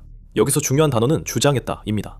지난 12월 러시아는 포크로브스크에서 우크라이나 방어선을 돌파했다고 말하며 해당 도시를 공식적으로 점령했다고 주장했습니다. 이러한 주장은 2025년 말에 있었던 새로운 평화회담과 시기적으로 의심스럽게 맞물려 나왔습니다. 러시아가 평화회담에서 유리해지려 포크로브스크에 대해 거짓말하는 것이 곧 드러났습니다. 푸틴의 목표는 도네츠크 전체 장악이며 주요 도시 함락을 강조하는 것은 도네츠크 방어선 붕괴가 불가피하다는 그의 허세를 뒷받침하려는 의도였을 것입니다. 러시아는 12월 포크로브스크 점령에 실패했습니다. 최근 5월 18일 에도 우크라이나는 도시 북부에 진지를 유지했습니다. 하지만 그 진지들은 점차 차단되고 있었습니다. 우크라이나의 상황은 포크로스크에서 분명히 좋지 않습니다. 특히 이 지역의 이름을 딴 도시만을 놓고 본다면 더욱 그렇습니다. 하지만 그게 요점입니다. 포크로스크는 도시뿐 아니라 러시아가 도네츠크에서 야망을 이루려면 돌파해야 할 전체 지역을 의미합니다. 이곳에서는 여전히 치열한 전투가 있습니다. 포크로스크는 러시아의 전선 전반 공격 중 특히 격렬한 공격 대상입니다. 7월 20일 매츠는 지난 24시간 동안 전선에서 186건의 충돌을 일으켰으며 그중 25건의 공격이 포크로스크 방향에서 발생했다고 보도했습니다. 이는 전체 전선에서 발생한 모든 공격의 8분의 1 이상이 한 지역에 집중되고 있다는 의미입니다. 유엔에는 포크로스크 방향 공격을 22건으로 집계했습니다. 하지만 3건의 전투가 진행 중이라고 덧붙였습니다. 또한 러시아가 토레치카, 미르노, 노보파블리오카를 포함한 포크로스크 지역의 여러 정착촌을 공격했다고 언급했습니다. 여기서 우리가 말하고자 하는 점은 포크로스크시가 거의 함락된 것처럼 보일 수 있지만 전체 지역은 여전히 전쟁터라는 것입니다. 러시아는 여전히 그 전쟁터에서 같은 수법을 씁니다. 7월 18일 러시아 군사작전에 대한 보고서에서 전쟁연구소 ISW 레이즈 러시아가 여전히 자신들의 성과를 과장하고 제대로 점령하지도 않은 마을들을 점령했다고 주장하고 있다고 밝혔습니다. 2025년 12월 포크로스크에서 했던 것처럼요. 그렇다면 포크로스크에서는 실제로 무슨 일이 벌어지고 있는 걸까요? 러시아가 결국 이 지역을 돌파해 도브로펠리아로 향하려 하면서 매우 느리고 힘겨운 진군을 이어가고 있습니다. 그 지역은 슬로비안스크와 크라마토르스크, 요세벨트 도시로 가는 관문입니다. 이 도시들은 북쪽으로 약 50km 떨어진 곳에 위치해 있습니다. 이런 일이 발생하지 않게 하려면 100km 살상구역이 매우 중요합니다. 포크로스크는 러시아군이 거의 전진하지 못하고 전진 시 큰 대가를 치러야 하는 수렁이 되었습니다. 포크로스크에서 살상구역이 넓어지면 우크라이나는 진격을 더 늦출 수 있습니다. 이미 강력한 요세벨트를 더 강화할 시간을 벌 수 있습니다. 포크로스트크에서 중거리 드론이 도입되면 러시아 후방이 약화되어 반격의 기회가 생길 수도 있습니다. 우크라이나가 도시를 탈환할 수 있다고 말하는 것은 아니지만 일부 지역은 해방할 수 있을 것입니다. 그런 지역을 요새화하고 더 깊은 곳까지 사해상구역을 확장하는 데 사용할 수 있습니다. 우크라이나는 또 다른 점도 고려해야 합니다. 7월 6일 뉴 보이스 오브 우크라이나 보도에 따르면 러시아는 포크로스크 관련 주된 계획은 그곳을 북쪽 병력 집단의 지휘와 물류 거점으로 만드는 것이라고 전했습니다. 요새 벨트가 다시 언급되며 크다마토르스크와 솔로비안스크가 강조됐습니다. 실현을 위해 제7 공중강습군단 소식통이 매체에 밝혔습니다. 러시아군이 지금 하는 일이라곤 가능한 한 많은 병력과 자산을 포크로스크로 끌어모으는 것뿐입니다. 공격이 둔화되던 중 이런 일이 있었습니다. 안교는 계속해서 말했습니다. 적은 포크로브스크의 집단본부를 두려워합니다. 어떤 면에서 논리적입니다. 더 서쪽에는 큰 도시가 없고 다음 도시는 파블리우카입니다. 한편으로 러시아가 이 거점을 만들도록 허용하는 것은 우크라이나에게 나쁜 소식이 됩니다. 포크로스크의 병력 집결을 보며 우크라이나는 기회를 보고 있습니다. 포크로스크는 작은 도시입니다. 그곳 병력들은 갈 곳이 별로 없습니다. 도시 대부분이 지금 폐허이기 때문입니다. 그로 인해 그들은 중간 공격에 쉽게 노출됩니다. 포크로브스크 살상구역이 100km까지 확장되면서 우크라이나는 포크로브스크가 주변 수십 킬로미터 내에서 러시아가 도네츠크로 더 깊이 진출할 수 있도록 거점으로 쓸 수 있는 유일한 도시라는 점을 이용할 수 있게 됩니다. 포크로브스크의 물류 이점은 오랫동안 도시 가치를 높였지만 이제 러시아에겐 부담이 되었습니다. 우크라이나는 언젠가 이 전략으로 포크로브스크를 해방시킬 수 있다고 짐작할 수도 있습니다. 하지만 실제로 100km 살상구역은 탈러시아화에 집중하지 않습니다. 아직 그렇지 않습니다. 오히려 이는 러시아가 이루려는 일을 저지해 도네츠크의 나머지 지역을 지키는데 초점이 맞춰져 있습니다. 느린 진격 속도와 엄청난 사상자 수에도 불구하고 블라디미르 푸틴은 도네츠크를 무너뜨리려는 시도를 멈추지 않을 것입니다.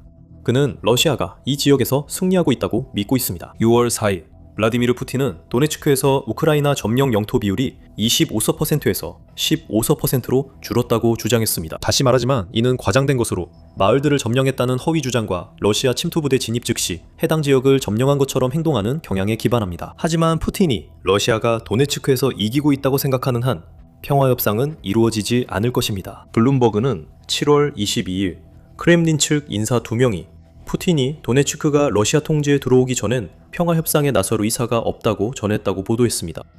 이 사실을 안 우크라이나의 임무는 단순합니다. 러시아의 도네츠크 점령을 저지하는 것입니다. 그렇게 하기 위한 최선의 방법은 러시아가 도네츠크를 점령하는 데 드는 대가가 감당할 수 없을 만큼 커지도록 엄청나게 넓은 살상구역을 만드는 것입니다. 그게 포크롭스크 100km 살상구역의 진짜 목적입니다. 우크라이나는 영토 해방을 목표로 하고 있지 않습니다.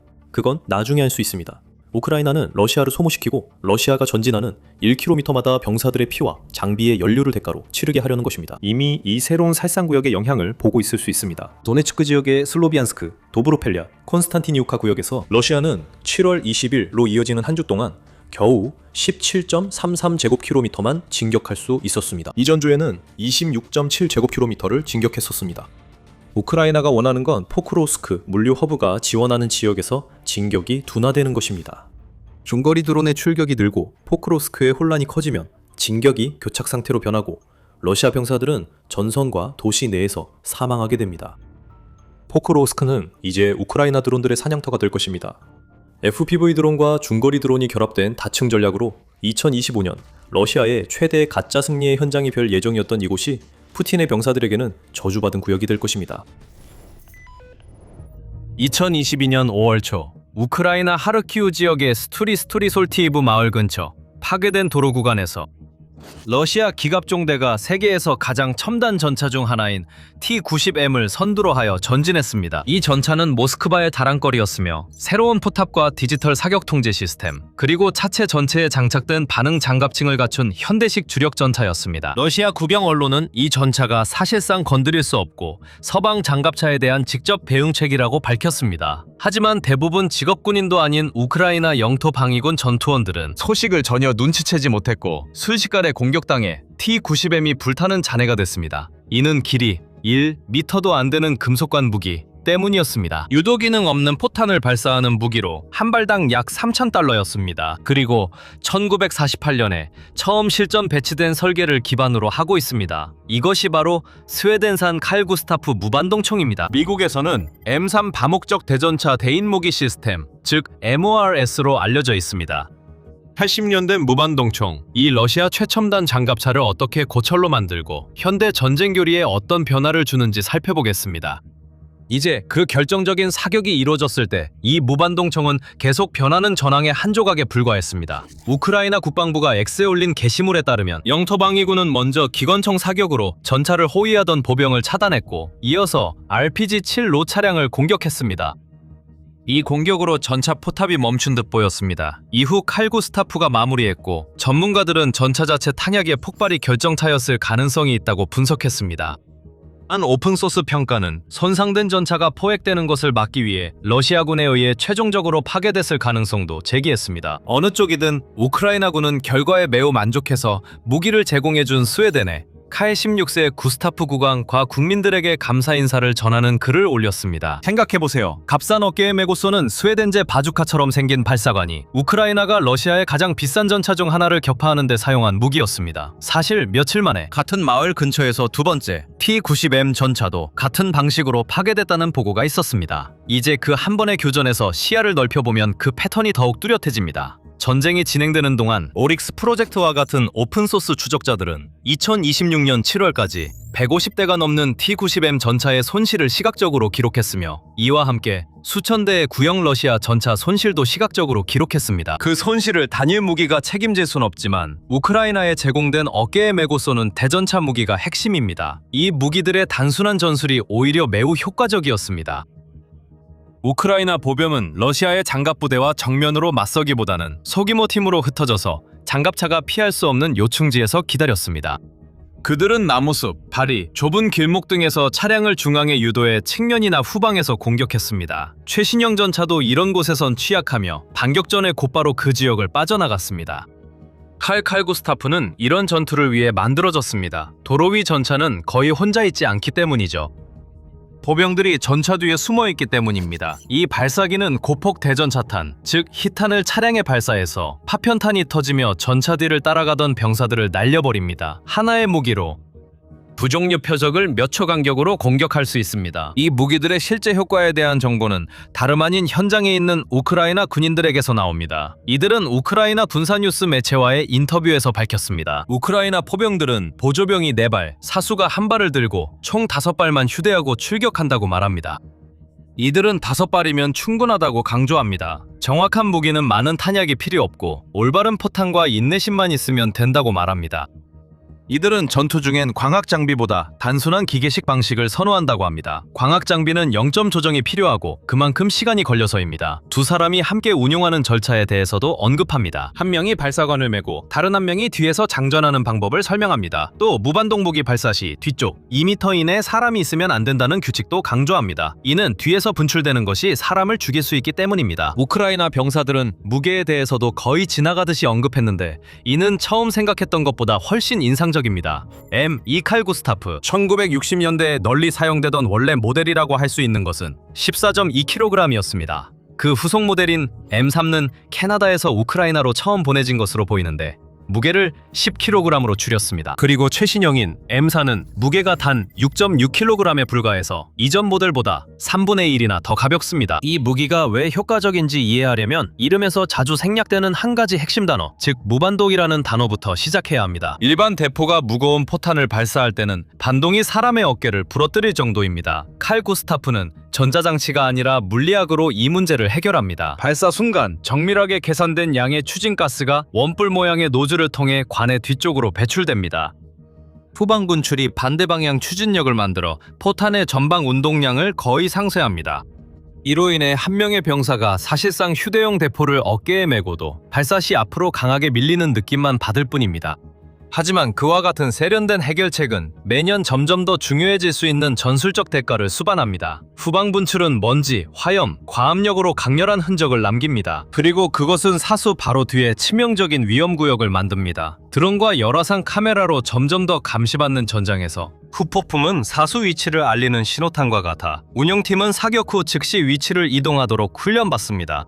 무반동 원리가 이 무기를 가능하게 하는 동시에 이 무기로 살아남으려면 빠르게 움직여야 하는 이유이기도 합니다. 칼구스타프를 같은 종류의 다른 무기들과 차별화시키는 두 번째 설계 선택은 바로 청열 자체에 강선이 파여 있다는 점입니다. 이것은 청열에 나선형 홈이 파여 있어서 발사체가 발사관을 빠져나갈 때 회전하게 만들고 마치 던진 미식 축구공이나 소총 탄환이 회전하면서 안정되는 것처럼 비행 중의 안정성을 높여준다는 의미입니다. 이것은 지난 세기의 거의 모든 유사한 견착식 무기들, 예를 들어 미국의 바주카, 독일의 판처슈렉, 그리고 어디서나 볼 수 있는 소련의 RPG와는 정반대의 방식입니다. 2022년 이 무기들이 그 전차에 처음 명중탄을 날렸습니다. 로켓 발사기는 활강 총신을 사용하고 탄약의 꼬리날개가 비행 자세를 안정시켜 목표물에 도달하게 합니다. 심지어 더 현대적인 대전차 무기들조차도 보통 활강 총신 설계를 채택합니다. 미국은 AT-4를 도입하기 전까지 수십 년 동안 M72 LAW 일회용 로켓 발사기를 사용했습니다. 또 다른 스웨덴에서 설계된 일회용 무반동 발사기인 AT-4는 LOW가 계속 운용되는 동안 점차 더 무거운 대장갑 임무를 맡게 되었습니다. 하지만 회전하는 발사체는 회전하는 발사체와 더 많은 추진제를 실을 수 있는 무반동 시스템이 결합되어 칼구스타브는 더 높은 속도와 장거리 정확도를 갖게 됩니다. 일부 비교에 따르면 칼구스타브의 발사체는 로켓 발사기보다 몇 배나 더 빠른 속도로 발사관을 떠난다고 합니다. 실제로 칼구스타브의 정확도와 사거리는 600-700m로 평가되며 숙련된 사수라면 대형 고정 표적에 대해 그보다 훨씬 더 먼 거리까지도 명중시킬 수 있습니다. 하지만 차이점은 여기서부터 더 커지기 시작합니다. 또한 우리는 현대식 발사기를 주로 일회용으로 언급합니다. 이것은 우연이 아닙니다. 가장 일반적인 대전차 설계는 장치를 소형화하여 보병 혼자서도 운용할 수 있도록 하기 위한 대가로 일회용 발사기를 필요로 했기 때문입니다. 이것은 소형 AT-4뿐만 아니라 전쟁에서 활약하며 존경을 받은 대형 영국 스웨덴제 NLA에도 적용되었습니다. 자벨린에 이르러서야 시스템이 부분적으로만 재사용 가능해집니다. 자벨린은 공장에서 발사관 안에 장착된 일회용 미사일입니다. 그리고 전체 장치는 지휘 발사 장치, 즉 CLU에 장착되며 이것이 실제로 사수가 조작하는 부분입니다. CU에는 표적을 조준하는 광학 장치와 유도 장치가 들어있으며 이후 자벨린이 실제 표적 추적을 담당해 사수가 진정한 발사 후 망각 방식으로 후퇴할 수 있게 해줍니다. 칼구스타프는 매우 다른 방식으로 비슷한 전장 유연성을 달성합니다. 유도 미사일에 의존하는 대신 칼구스타프는 재사용 가능한 발사기와 다양한 특수 탄약을 결합합니다. 이 점이 약 2만 달러의 무기 가격과 연결됩니다. 계약에 따라 다르며 이것이 왜 그렇게 중요한지 설명해줍니다. 이것은 실제 발사기의 가격이고 탄약의 가격은 500달러에서 3,000달러 미만까지 다양합니다. 이는 탄약 사양에 따라 다릅니다. 반면에 제블린 크루는 10만 달러가 훨씬 넘는 가격입니다. 그리고 제블린 미사일과 발사관 한 세트의 가격은 16만 달러에서 17만 달러 사이입니다. 사실상 제블린의 가격은 과도하게 비쌉니다.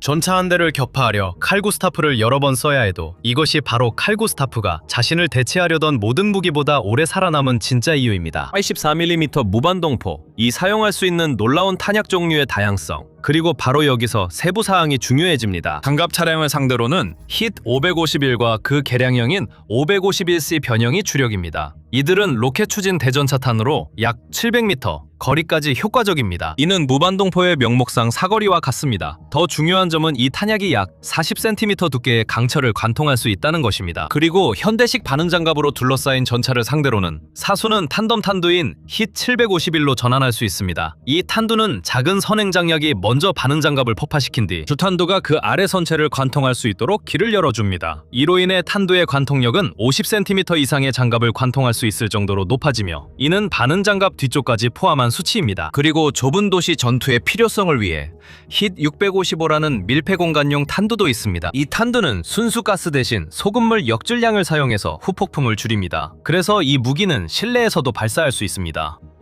일반적인 무반동 무기는 승무원을 죽이지 않고는 이런 기능을 제공할 수 없습니다. 이 기능 덕분에 일반 건물 안이나 위의 위치에서도 대전차 저격이 가능해집니다. 이제 장갑을 넘어서 이 탄약군은 마치 하나의 튜브에 보병 지원 중대 전체를 압축해 놓은 것과 같습니다. TDP-502는 경장갑 차량, 벽돌, 벙커를 파괴할 수 있는 다목적 탄환으로 사수가 신관을 설정해 충격 시 즉시 폭발하거나 벽 안에서 터지도록 약간의 지연을 줄 수 있습니다. ASM-509는 건물과 요새를 붕괴시키기 위한 구조물 파괴 전용 탄약입니다. MT-756은 텐덤 탄두를 사용해 요새화된 진지를 관통하고 내부의 숨은 적을 제거합니다. ADM-401은 1000개가 넘는 플래시트를 장착해 개활지에서 보병에 대한 근거리 방어에 사용됩니다. 고폭탄 HE-441 시리즈는 파편을 1km 밖까지 날려보낼 수 있으며 참호에 있는 병사들 위해서 공중 폭발하도록 설정할 수 있습니다. 가장 최근에 개발된 모델은 441E입니다. 또는 2022년에 발표된 448탄이 있습니다. 이 탄약은 미군과 스웨덴의 나토 이웃 국가들과 같은 사용자들에게 전 세계적으로 공급될 예정입니다. 이동을 은폐하기 위한 연막탄과 밤하늘을 밝히는 조명탄도 있습니다. 그리고 개발 로드맵의 최첨단에는 유도 다목적 탄약이 있습니다. 사버와 레이시온이 공동 개발한 레이저 유도 탄환입니다. 이 탄환은 약 2.5km 밖의 이동 표적도 명중시킬 수 있어 이 아날로그 무기를 진정한 정밀 무기로 끌어올립니다. 그리고 가격도 훨씬 합리적입니다. 가격은 약 8만 달러 선으로 예상되며 이는 제블린의 절반 수준입니다. 비슷한 관통력을 가지면서도 레이저 지시를 통한 정밀 유도가 가능합니다. 그래서 제블린은 전차와 때때로 요새화된 진지를 파괴합니다. 칼 구스타프는 보병이 가진 거의 유일한 만능 해답에 가장 가까운 무기입니다. 스웨덴, 미국 또는 다른 주요 군사 강국의 무기 개발에 대해 더 알아보고 싶으시다면 밀리터리쇼를 구독해주세요. 저희는 다양한 무기와 이들이 우크라이나 등 실제 전투에서 어떻게 쓰이는지 다룹니다. 칼 구스타프로 다시 돌아가 보겠습니다. 이 무기의 강점은 다재다능함과 재사용성에 있지만 여전히 몇 가지 한계점이 있다는 점을 강조하는 것이 중요합니다. 구형 히트탄은 현대 주력 전차의 두꺼운 복합 장갑과 반원 장갑 앞에서는 심하게 고전했습니다. 이것이 바로 우크라이나에서 성공적인 교전이 항상 측면, 후방, 그리고 상부에서 이루어지는 이유이며 탄덤탄이 존재하는 이유이기도 합니다. 겉보기에는 맞지 않는 탄약을 사용할 수 있는 유연성과 거의 발사 후 망각에 가까운 성능, 빠른 재장전, 그리고 사용의 용이성이 바로 이 소총이 80년에 걸치온 장갑 진화 속에서도 여전히 중요한 이유입니다.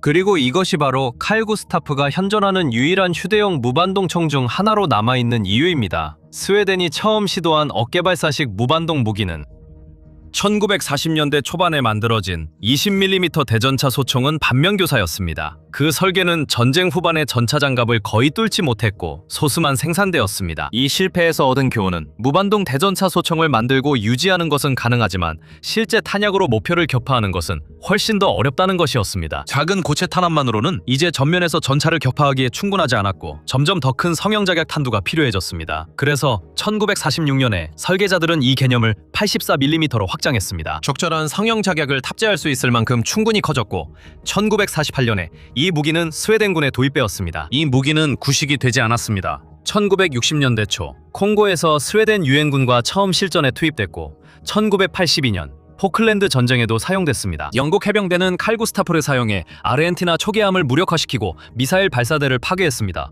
1960년대의 M2는 1990년대의 M3로 대체되었습니다. 그리고 2014년에는 초경량 M4로 교체되었습니다. 티타늄 부품과 탄소 섬유 구조를 사용해 무게를 줄였으며 수천 발을 견딜 수 있습니다. 반면 M2의 총열은 약 500발 정도만 사용할 수 있었습니다. M4의 총열 수명은 대략 1000발 정도였습니다. 이 무기가 현대 전투에 얼마나 깊이 자리 잡았는지를 가장 명확하게 보여주는 것은 바로 그 운용국의 방대한 목록입니다. 스웨덴의 국가 무기로 시작한 이 무기는 현재 40여 개국에서 다양한 형태로 사용되고 있습니다.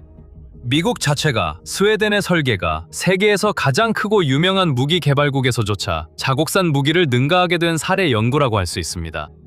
미국 특수부대는 수십 년 전부터 재장전이 가능한 칼 구스타프를 받아들였습니다. 정규군은 2014년에 M3를 도입했습니다. 그 다음 해에는 모든 보병소대에 최소 하나씩 배치하는 것이 목표였고 곧 더 가벼운 M4도 도입됐습니다. 그러다가 우크라이나 전쟁이 시작되면서 안정적이던 사업이 급격히 확대되었습니다. 폴란드는 2024년에 사브가 역대 최대 지상전 계약이라고 부른 계약을 체결했으며 그 가치는 약 12억 달러에 달했습니다. 그리고 이 모든 금액은 칼 구스타프 무반동포 탄약 그리고 훈련에 사용되었습니다. 일본, 리투아니아 그리고 발트 3국도 그 뒤를 이었습니다. 같은 해에 사부는 인도의 전용 공장 건설을 시작했습니다. 이곳은 스웨덴 외사부의 첫 완전 소유 생산 시설로 사부는 탄약 생산량도 늘렸습니다. 스웨덴은 우크라이나와 동맹국들에게 제공된 약 50만 발의 탄약을 보충하기 위해 수억 달러를 들여 자국의 기부분을 다시 채웠습니다. 80년 된 무기가 그렇게 대량으로 소모된다는 건 정말로 유용하다는 뜻입니다. 여기서 최근에 개발된 무기, 앞서 언급한 HE-448 탄약에 대해 이야기해보겠습니다. 이 탄약은 FCD-558이라는 사격 통제 장치와 함께 사용됩니다. HE-448 자체만으로도 매우 강력한 폭발력을 가진 탄약입니다. 그리고 미국에서 HE441이라는 다른 이름으로 불리는 것을 보면 이 탄약이 이전의 HE41 대인탄보다 직접적으로 개선된 것임을 알 수 있습니다. 이 탄약은 약 4,000개의 텅스텐 펠릿이 들어있어 치명적인 파편 효과와 방탄복을 입은 적에게도 더 효과적입니다. 또 발사기와 통신이 가능하다는 점이 특징입니다. 탄약이 장전되면 탄약과 그 주변의 튜브가 자체 추진제 온도를 보고합니다. 사수는 목격까지의 거리를 입력한 후 직격 또는 공중 폭발 중 하나를 선택합니다. 그러면 작은 탄도 컴퓨터가 최적의 발사를 계산합니다. 사브가 파이어볼트라고 부르는 데이터 프로토콜을 통해 신관과 통신합니다. 이를 통해 탄약이 1.5km 넘는 목표에 도달하고 참호나 벽 위에서 정확히 폭발할 수 있다고 합니다. 또는 기관총 진지 위에서 파편을 적에게 쏟아부어 엄폐물 뒤에 적을 공격할 수 있습니다. 칼 구스타프에 대한 가장 오래된 불만은 단순한 발사관이라 앞에 것에 곧장 날아간다는 점이었습니다. 이제 그 문제는 기술적으로 해결됐다고 할 수 있습니다. 참호 공격 능력으로 2026년 우크라이나에서 이 무기 사용에 대한 흥미로운 가설도 제기되고 있습니다. 우크라이나 보병이 직면한 가장 어려운 두 가지 문제는 참호에 숨어있는 적군과 탁 트인 지형을 가로질러 진격하는 장갑 차량입니다. 하지만 이 두 가지 모두 프로그래밍 가능한 공중폭발탄이 무력화하도록 설계된 대상입니다. 대전차 구폭탄은 이런 상황에서 효과가 없고 직접 조준 사격을 하면 사수가 오랜 시간 노출된 상태로 조준해야 하므로 위험에 처할 수 있습니다. 1km 이상 떨어진 거리에서 참호 위로 공중폭발탄이 터지는 것은 근본적으로 다르고 훨씬 더 안전한 방식입니다. 등산된 보병에 대해서는 포병을 대신할 수도 있습니다. 그래서 만약 이 무기가 이미 배치되어 있다면 HE448과 그 사격 통제 장치는 우크라이나 분대에게 휴대 가능하고 정밀한 대보병 능력을 제공하여 단일 대전차 팀이 할 수 있는 일을 실질적으로 변화시킵니다. 이것은 무기의 설계와 전투 양상의 결과이며 누가 요청했는지에 대해 우리가 추측할 필요는 없습니다. 하지만 훨씬 더 은밀하고 잔인한 또 다른 가능한 해결책이 있습니다. 사부는 HE448 개발에 대해 긴밀한 고객 관계와 피드백을 바탕으로 했다고 설명했으며 이는 자사자료 전반에 걸쳐 반복되는 표현입니다. 그 주장에 대한 가장 이른 보도자료는 2022년 5월에 나왔으며 스웨덴군은 2021년 12월에 해당 탄약을 받기 시작했습니다. 이 시기는 해당 탄약이 우크라이나 참호에서 개발되었다고 보기에는 너무 늦었습니다. 하지만 더 최근에 HE758은 실제로 그 조건에 부합합니다. 2026년 5월에 발표되었으며 HE758은 탄덤 배전차 탄으로 HE751의 후속 모델입니다. HE751은 칼구스타프로 러시아 T-90M 전차를 격파한 것으로 알려져 있습니다. 이제 피드백 루프는 단순한 마케팅 용어가 아니라 실제로 추적 가능한 요소가 됩니다. 우크라이나 승무원들은 HE751로 러시아 T-90 전차의 효과를 이미 입증했습니다. 컨택트와 릴렉트 반응 장갑이 장착되어 있는데 이는 모스크바가 최고 전차에 추가하는 방어 장비입니다. 사부는 그 결과를 바탕으로 러시아의 한 가지 장갑 구성뿐만 아니라 모든 장갑 구성을 무력화할 수 있는 탄환을 찾기 시작했습니다. 하지만 수작업으로 반복하는 대신 사부의 엔지니어들은 5만 개의 선행 설계에 대해 머신러닝을 활용해 알려진 모든 러시아 반응 장갑을 무력화할 수 있는 구성을 찾았습니다. 그 결과는 비기폭 선행탄이었습니다. 이 탄두는 반응 장갑을 폭발시키지 않고 벗겨내어 최대 70cm의 장갑을 관통할 수 있는 주탄두가 지나갈 길을 만들어줍니다. 참고로 초기 설계는 50cm를 관통할 수 있었습니다. 그리고 출시 관련 보도에 따르면 사브는 우크라이나에서 칼구스타프의 이전 운용 성과가 신형탄의 개발에 적극적으로 반영되었다고 인정했습니다. 이것이 스웨덴이 사용하는 개발 순환입니다. 우크라이나 사수가 칼구스타프탄을 러시아 전차에 발사합니다. 그 전차와 살아남은 전차의 반응 장갑이 데이터가 됩니다. 그 데이터는 스웨덴에서 시뮬레이션에 활용됩니다. 칼구스타프는 더 큰 변화의 일부일 뿐입니다. 스웨덴은 이제 서방의 필수 무기 공급국이 되었습니다. 오늘날 스웨덴은 그리펜 전투기, 엔러, AT4 대전차 무기, 칼구스타프, 그리고 2026년부터는 하늘을 감시하는 시스템까지 수출하고 있습니다. 가장 최근의 발전은 2026년 7월에 있었습니다. 앙카라에서 열린 정상회담에서 나토가 냉전 시대의 조기 경보기를 대체하기 위한 협상을 시작하겠다고 발표한 것입니다. 동맹의 노후화된 하늘의 눈이었던 것이죠. 최종적으로 선정된 시스템은 사브의 글로벌아이로 비즈니스 제트기를 기반으로 제작된 감시 항공기입니다. 이 시스템은 보잉의 E7 웨지테일을 제치고 선택되었습니다. 최대 10대의 항공기를 대상으로 최대 45억 달러에 달하는 계약이었으며 발표하며 11개 회원국이 지원했습니다. 나토 지도부는 이제 이 시대를 규정하는 위협인 드론 군집과 순항 미사일에 대응하기 위해 스웨덴 항공기를 선택했습니다. 이번 선택은 유럽이 산업 기반을 강화하려는 의지를 보여줍니다. 유럽은 예측 불가한 미국 정부와 외교 정책에 의존하기보다 자립을 추구하고 있습니다. 이야기는 처음으로 돌아갑니다. 칼 구스타프가 결정적인 T-90M 격파를 단독으로 한 것은 아니었습니다. 소형 정찰 드론들이 점점 더 표적 탐지 역할을 하고 있습니다. 드론은 숲 가장자리 상공을 선회하며 지상팀이 볼 수 없는 참호나 차량을 찾아냅니다. 이후 드론 조종사가 대전차팀의 위치를 알리면 대전차팀이 단 한 발을 정확히 쏴 공격합니다. 두 팀의 조합은 각자 강점을 살립니다. 드론은 저렴하고 정찰용으로 잃어도 부담이 덜하며 발사관은 더 많은 비용으로 강한 화력을 제공합니다. 에트 H448 같은 프로그래머블 공중폭발탄이 있다면 드론으로 적 위치를 정확히 파악하고 사수가 포탄을 적 바로 위에서 폭발하도록 설정할 수 있어 이 조합이 더욱 치명적입니다. 시간은 당신 편이 아닙니다. 그것이 바로 미국이 러시아에 전달한 충격적인 경고입니다. 2026년 이 깊어질수록 우크라이나가 러시아 점령군을 파괴하기 위한 악랄한 계획이 점점 더 명확해지고 있습니다. 이 말은 푸틴이 가장 듣기 싫어했습니다. 그는 미국을 완전히 소나기에 넣고 키이우보다 모스크바에 더 유리한 평화안을 추진하도록 조종했다고 생각했습니다. 하지만 그 환상은 방금 깨졌습니다. 러시아는 이미 나쁜 상황이 우크라이나로 인해 훨씬 더 악화되기 전에 지금 당장 철수하라는 경고를 받고 있습니다. 우크라이나는 러시아와 블라디미르 푸틴의 불안정한 정신 상태를 안타깝게 여길 수도 있습니다.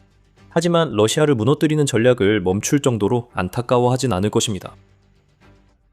미국 유엔 부대표인 댄 네그레아가 6월 22일 유엔 안전보장이사회 앞에 섰을 때 그는 푸틴을 충격에 빠뜨린 말을 전했습니다.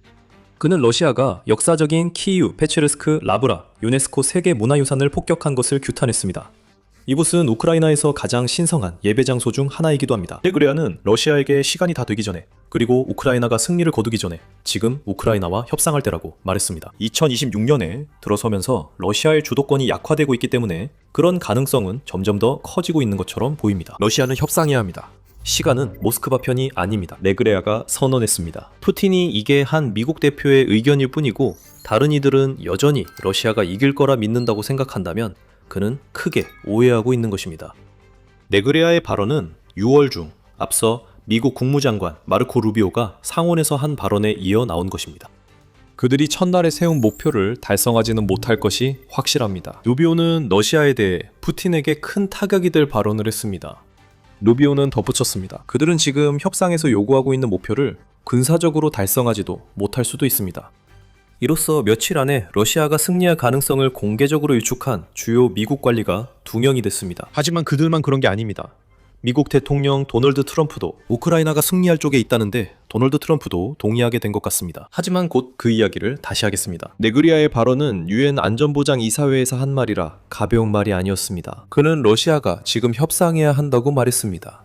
우크라이나의 대응 전략이 효과적이라 일부는 푸틴과 그의 무능함에 동정심을 느낄 수 있기 때문입니다. 라그리아는 두 가지 매우 중요한 요소, 즉 인명피해와 혁신을 언급했습니다. 두 가지 모두 지금 우크라이나에 유리하며 2026년 대부분 기간에도 그랬습니다. 인명피해 측면에서 나그리아는 러시아군이 매달 약 4만 명의 사상자, 즉 전사자나 부상자를 내고 있다고 지적합니다. 이는 러시아의 경제 상황을 더욱 악화시키는 절박한 병력 모집 전술로 인해 더욱 심각해지고 있습니다.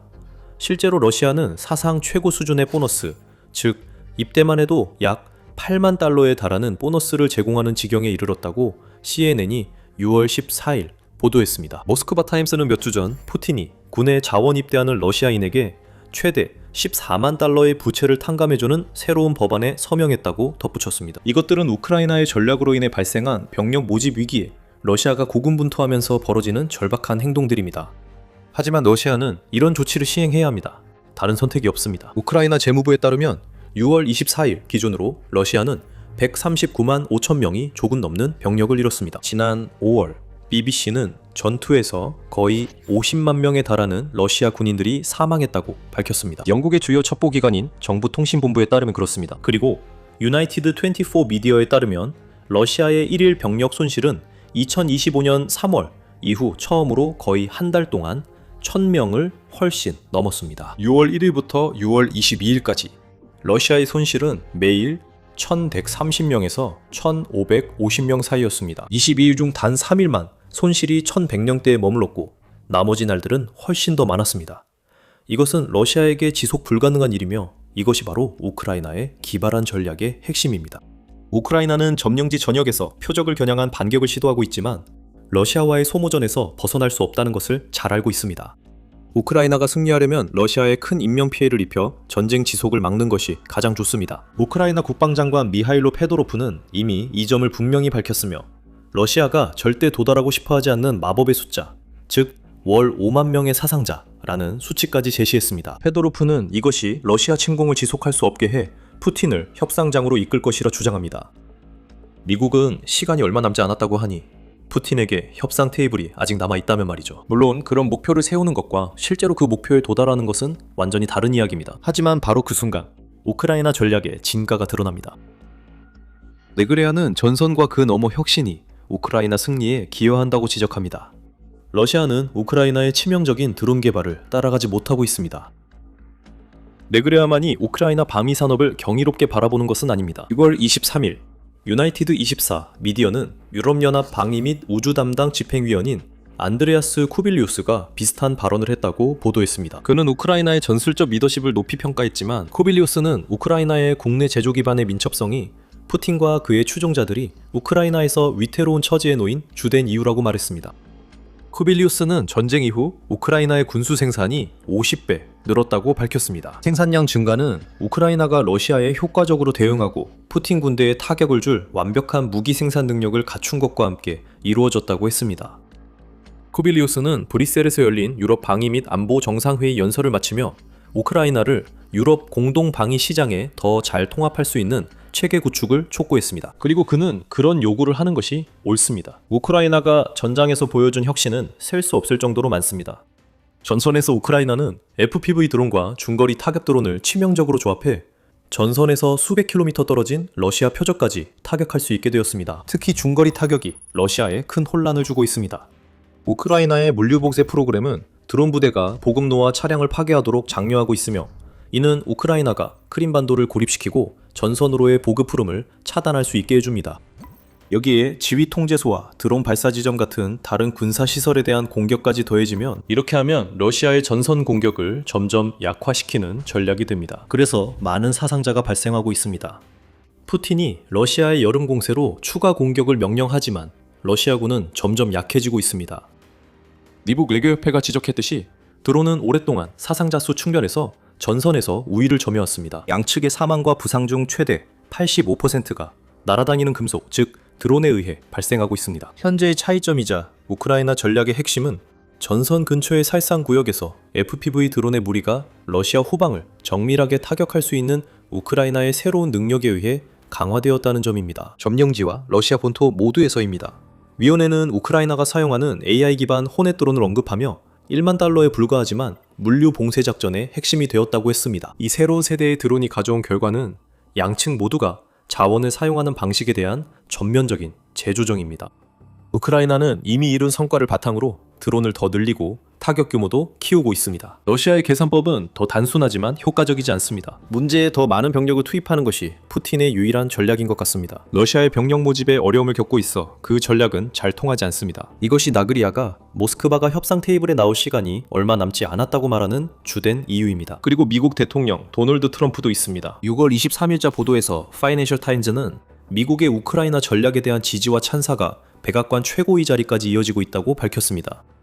이 매체는 트럼프와 우크라이나 대통령 젤렌스키가 6월 중 앞서 에비앙 르벡 만찬에서 오랜 시간 대화했다고 전했습니다. 트럼프는 2026년 현재까지 우크라이나가 거둔 군사적 성과에 매우 깊은 인상을 받았다고 말한 것으로 전해졌습니다. 프라우다에 따르면 우크라이나 관리들은 트럼프가 우크라이나에 더 강력한 지원을 제공하고 푸틴에게 전쟁을 끝내라는 압박을 더할 가능성이 높아졌다는 신호로 받아들였다고 합니다. 누비오와 네그리아에게서도 바로 그런 압박이 보였습니다. 두 사람 모두 러시아의 시간이 얼마 남지 않았고 푸틴은 통치가 무너지기 전에 우크라이나에서 철수해야 한다고 말합니다.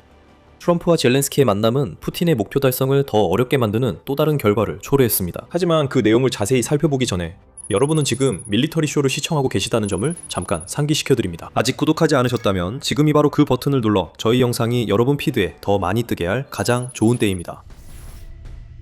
푸틴은 이러한 모든 전개에 대해 완전히 분노하고 있습니다. 미국이 푸틴에게 직접 협상 테이블로 돌아오고 러시아가 약화된 위치에 있다는 사실을 받아들이라고 촉구하는 가운데 푸틴은 트럼프에게 완전히 등을 돌렸습니다. 물론 푸틴이 직접 그렇게 말하지는 않을 겁니다. 그는 너무 비겁하니까요. 하지만 그는 러시아 외무장관이자 그의 수많은 대변인 중 한 명인 세르게이 라브로프를 통해 그 소식을 전했습니다. 6월 23일, 라브로프는 미국이 객관적인 중재자 역할에서 물러나는 것처럼 보인다고 한탄했습니다. 미국이 2025년에 트럼프의 발언을 잊은 것 같다고 했습니다. 그 발언들은 미국이 러시아 쪽에 기운다는 뜻이었습니다. 그것은 러시아의 투정처럼 들립니다. 푸틴은 측근들을 통해 미국 비난을 계속했습니다. 미국 언론에 따르면 6월 23일까지 3일간 3명의 러시아 관리가 미국이 약속을 지키지 않는다며 불평했습니다. 라브로프도 그들 중 한 명이었습니다. 이전에 크렘린 보좌관 유리 우샤코프가 있었습니다. 그는 러시아만이 미국과 맺은 합의를 이행하는 데 전념해왔으며 반면에 상대방은 지금 보기에 자신의 역할을 완전히 다하지 못했다고 주장했습니다. 라브로프가 불만을 표한 후 그의 차관 세르게이 랴브코프도 미국이 2025년 알래스카 정상회담에서 도달한 근본적인 합의에서 벗어났다고 말하며 다음과 같이 덧붙였습니다. 우리는 워싱턴의 노선이 미국의 가장 가까운 유럽 동맹국인 영국과 프랑스의 극단적 반러시아 정책에 점점 더 가까워지고 있음을 보고 있습니다. 라브로프는 미국이 정직한 중재자가 될 수 있다는 희망이 모두 무너졌다고 말하며 러시아가 침공을 계속할 수밖에 없다고 밝혔습니다. 이러한 발언들에서 드러나는 노골적인 위선은 놀라울 따름입니다. 여기서 러시아가 하는 모든 일은 푸틴이 더 이상 미국을 자기 편으로 끌어들이기 위해 조종할 수 없다는 사실에 대해 크렘린궁 전체가 떼를 쓰고 있는 것에 불과합니다. 러시아의 진정과 우크라이나에서의 필연적인 승리에 대한 모든 거짓말은 우크라이나가 전쟁의 주도권을 잡게 만든 기발한 전략에 의해 모두 드러났습니다. 미국은 그 전략의 영향을 인식했고 푸틴은 점점 더 절박해지고 있습니다. 그래서 그는 자기 행태를 남에게 뒤집어 씌우기 시작했습니다. 파이낸셜 타임즈는 푸틴이 6월 23일 군사학교 졸업생들에게 연설을 했다고 보도했습니다. 연설 중에 푸틴은 우크라이나가 러시아의 전선 진격을 막지 못해서 중장거리 공격을 하는 것이야말로 진정한 절망의 행위라고 주장했습니다. 이러한 드론과 민간 및 군사 인프라에 대한 공격, 이것들은 무엇을 위한 것입니까? 사회를 불안정하게 만들고 러시아 군대의 행동에 대해 어떤 불확실성을 조성하기 위한 것입니다. 푸틴은 전쟁 내내 러시아의 전술을 무시하는 공감 없는 연설을 했으며 곧 전선에 보내 죽게 될 병사들에게 이 연설을 전달했습니다. 물론 이 모든 것은 말도 안 되는 소리입니다. 실제로 러시아는 2026년에 많은 영토를 잃었고 4월과 5월 모두 전쟁연구소에 따르면 우크라이나가 러시아를 상대로 순 영토 승리를 거둔 달이었습니다. 푸틴의 현재 문제는 그가 허공에서 만들어내려는 대체 현실이 더 이상 통하지 않는다는 점입니다. 미국은 그것을 간파하고 있습니다. 유럽도 그렇고 푸틴에게 더 치명적인 건 러시아 내부의 많은 이들도 그렇게 보고 있다는 점입니다. 5월 22일 우크라이나의 새로운 목소리는 러시아 관리들이 푸틴 이후의 세상에 대비하기 시작했다고 보도했습니다. 그들은 푸틴이 만든 통치 체제가 우크라이나 침공까지 포함해 더는 존속할 수 없다고 믿기 때문입니다. 관계자들은 자신들이 그대로 남아있으면 형사사건의 대상이 될까 두려워 아이들을 해외로 보내고 있습니다. 한 익명의 관계자는 러시아 중상위층의 분위기를 요약하며 이렇게 말했습니다. 지금은 힘든 시기이고 이제는 분명해 거짓말할 필요가 없습니다. 그럼에도 불구하고 푸틴과 그의 측근들은 여전히 거짓말을 합니다. 하지만 이제 그들은 거짓말이 미국을 다시 자기 편으로 돌려세울 거라고 믿어서가 아니라 절박함과 분노로 거짓말을 합니다. 그리고 푸틴은 화가 나야 마땅합니다. 미국이 푸틴에게 이제 포기하라고 주장하는 것과 트럼프가 우크라이나의 군사 전략을 극찬하는 것 외에도 푸틴을 가장 분노하게 만드는 한 가지가 있습니다. 바로 패트리엇 게임입니다. 트럼프가 젤렌스키와 회담에서 우크라이나 전략을 칭찬한 것이 큰 뉴스라고 생각했다면 잘못 알고 계신 겁니다. 젤렌스키는 트럼프와의 회담 이후 미국 대통령과 루비오 모두 유럽 방산업체들이 패트리엇 요격 미사일을 생산할 수 있도록 라이선스를 발급하는 아이디어에 긍정적으로 반응했다고 밝혔습니다. 이건 엄청난 일입니다. 젤렌스키는 미국이 처음으로 이 아이디어에 긍정 반응을 보였고 우크라이나의 유럽 파트너들도 이를 할 기술적 역량을 갖췄다고 밝혔습니다. 그리고 지금 필요한 건 트럼프 대통령 본인의 승인이라고 했습니다.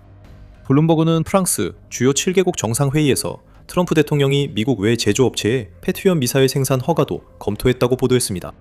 이 매체는 트럼프 대통령이 미국 방위산업체에 패트리엇 미사일 기술을 유럽과 우크라이나에 라이선스하라고 요청할 계획이라고 전했습니다. 이는 우크라이나의 패트리엇 미사일 부족을 해결할 수 있습니다. 이로 인해 최근 몇 달간 러시아는 탄도미사일로 성과를 거뒀습니다. 트럼프는 6월 17일 기자들에게 우리가 검토하겠다고 말하며 그들도 그렇게 하길 원한다고 했습니다. 그리고 회의에서 라이선스 문제에 대해 비공개로 자세히 논의된 것으로 보입니다. 미국이 푸틴에게 우크라이나에서 철수하라고 한 게 강한 일격처럼 느껴졌다면 이번 폭로는 러시아 지도자에게 치명적인 훅을 날렸습니다. 러시아가 이제 믿을 수 있는 것은 공중공격뿐입니다. 지상에서 실패하고 크림반도도 지키지 못해 러시아의 전쟁 승리에 도움이 되지 않습니다. 하지만 우크라이나가 패트리엇 요격 미사일가 부족해지기 시작하면서 러시아의 순항미사일과 탄도미사일이 목표물을 더 자주 명중시키고 있습니다. 우리는 이것을 5월에 분명히 목격했습니다. 프라브다에 따르면 그달 러시아는 우크라이나를 향해 8,351개의 공중공격 수단을 발사했습니다. 그것은 기록적인 수치였고 우크라이나의 방공망은 미사일을 막아내는데 어려움을 겪었습니다. 8,351개의 공중공격 수단 중 8,150개는 공격용 드론이었으며 이에 대해 우크라이나는 91.73라는 인상적인 요격률을 기록했습니다. 하지만 러시아가 발사한 211개의 순항 및 탄도 미사일에 대해서는 그 비율이 훨씬 더 낮아집니다. 우크라이나가 53%만 막았기 때문입니다. 패트리엇 미사일이 지속적으로 공급되면 우크라이나의 미사일 요격률이 크게 오를 것입니다. 트럼프가 라이선스 계약에 열려있다는 점이 우크라이나에 중요하고 푸틴에게는 치명적입니다. 미국은 원래 그의 편이었어야 했고 최근까지 우크라이나의 협상 압박이 계속됐던 것 같습니다. 하지만 미국은 이제 푸틴에게 시간이 얼마 남지 않았다고 경고하고 우크라이나의 사기를 꺾기 위해 공포를 가하는 러시아의 전략을 무너뜨릴 무기를 외부에서 생산하도록 허용할 준비를 하고 있습니다. 러시아 미사일이 요격된다면 러시아에 남은 건 무엇일까요? 러시아는 지상에서 진전을 못 이루고 병사들은 우크라이나 드론 전략에 큰 피해를 입고 있습니다. 이 모든 것엔 작지만 좋은 후일담이 있습니다. 푸틴은 대서양 양쪽에서 들려오는 목소리로 점점 묻히고 있으며 이들은 이제 우크라이나 침공 목표를 포기하라고 말합니다. 4년 반의 실패 끝에 우크라이나 유엔 대사 안드리 멜니크는 이러한 요구에 동조하며 이 모든 것이 끝났을 때 푸틴의 진정한 유산이 무엇이 될지 그에게 밝혔습니다. 푸틴은 현대 역사에서 가장 어두운 인물 중 하나로 남을 것입니다. 특히 키이우의 포차에프스크 라브라에 대한 공격 이후로 그의 유산은 자신이 이루려 했던 모든 일에 실패한 전범에 불과할 것입니다. 러시아 대표에게 한 가지 조언을 드릴 수 있습니다. 당신은 점령한 땅을 결코 지킬 수 없을 것입니다. 절대. 그러니 너무 늦기 전에 가능한 한 빨리 우크라이나에서 나가십시오. 멜리크가 연설 중에 이렇게 외쳤습니다. 그리고 그 경고가 받아들여지지 않는다면 러시아는 정말로 무슨 일이 일어나고 있는지 주목해야 할 것입니다. 푸틴이 시작한 전쟁의 부메랑이 러시아로 돌아왔고 러시아인들은 처음으로 전쟁의 어두운 기운을 느끼고 있다고 멜리크는 말했습니다. 그는 유엔 회의장에서 이것은 시작에 불과하다는 말로 연설을 마쳤습니다. 이 점은 반박하기 어렵습니다. 미국, 유럽, 러시아 관계자들도 상황을 인식하며 푸틴의 선택지는 점점 줄고 있습니다. 합리적인 선택은 모두가 말하는 대로 우크라이나에서 철수하는 것입니다. 푸틴이 그렇게 할까요? 아마도 그렇지 않을 겁니다. 하지만 그가 전쟁 내내 그랬던 것처럼 현실을 고집스럽게 외면한다면 그는 자신의 나라를 우크라이나 전략에 굴복하게 만들 뿐입니다. 이미 그 전략은 전세를 뒤집었고 서방 전체로부터 찬사를 받고 있습니다. 그리고 곧 러시아가 전쟁에서 패배하게 만들 것입니다. 원래는 며칠 만에 끝날 전쟁이었죠. 푸틴은 우크라이나 전략이 러시아 점령의 핵심인 크림반도에 어떤 영향을 미치고 있는지 이미 보고 있습니다. 적어도 그는 그것을 보고 있어야 합니다. 푸틴의 머리는 모래 속에 너무 깊이 파묻혀 있거나 아니면 어딘가 다른 곳에 있어서 실제로 무슨 일이 일어나고 있는지 모를 수도 있습니다. 하지만 현실은 변하지 않습니다. 러시아는 크림반도를 잃어가고 있고 150만 러시아인 그곳에 있는 걸 후회하고 있습니다. 자세한 내용은 영상을 확인해주세요. 마음에 드셨다면 밀리터리쇼 구독도 부탁드립니다. 저희는 매일 영상을 업로드하며 우크라이나 전쟁을 비롯한 최신 동향을 분석합니다. 시청해주셔서 감사합니다.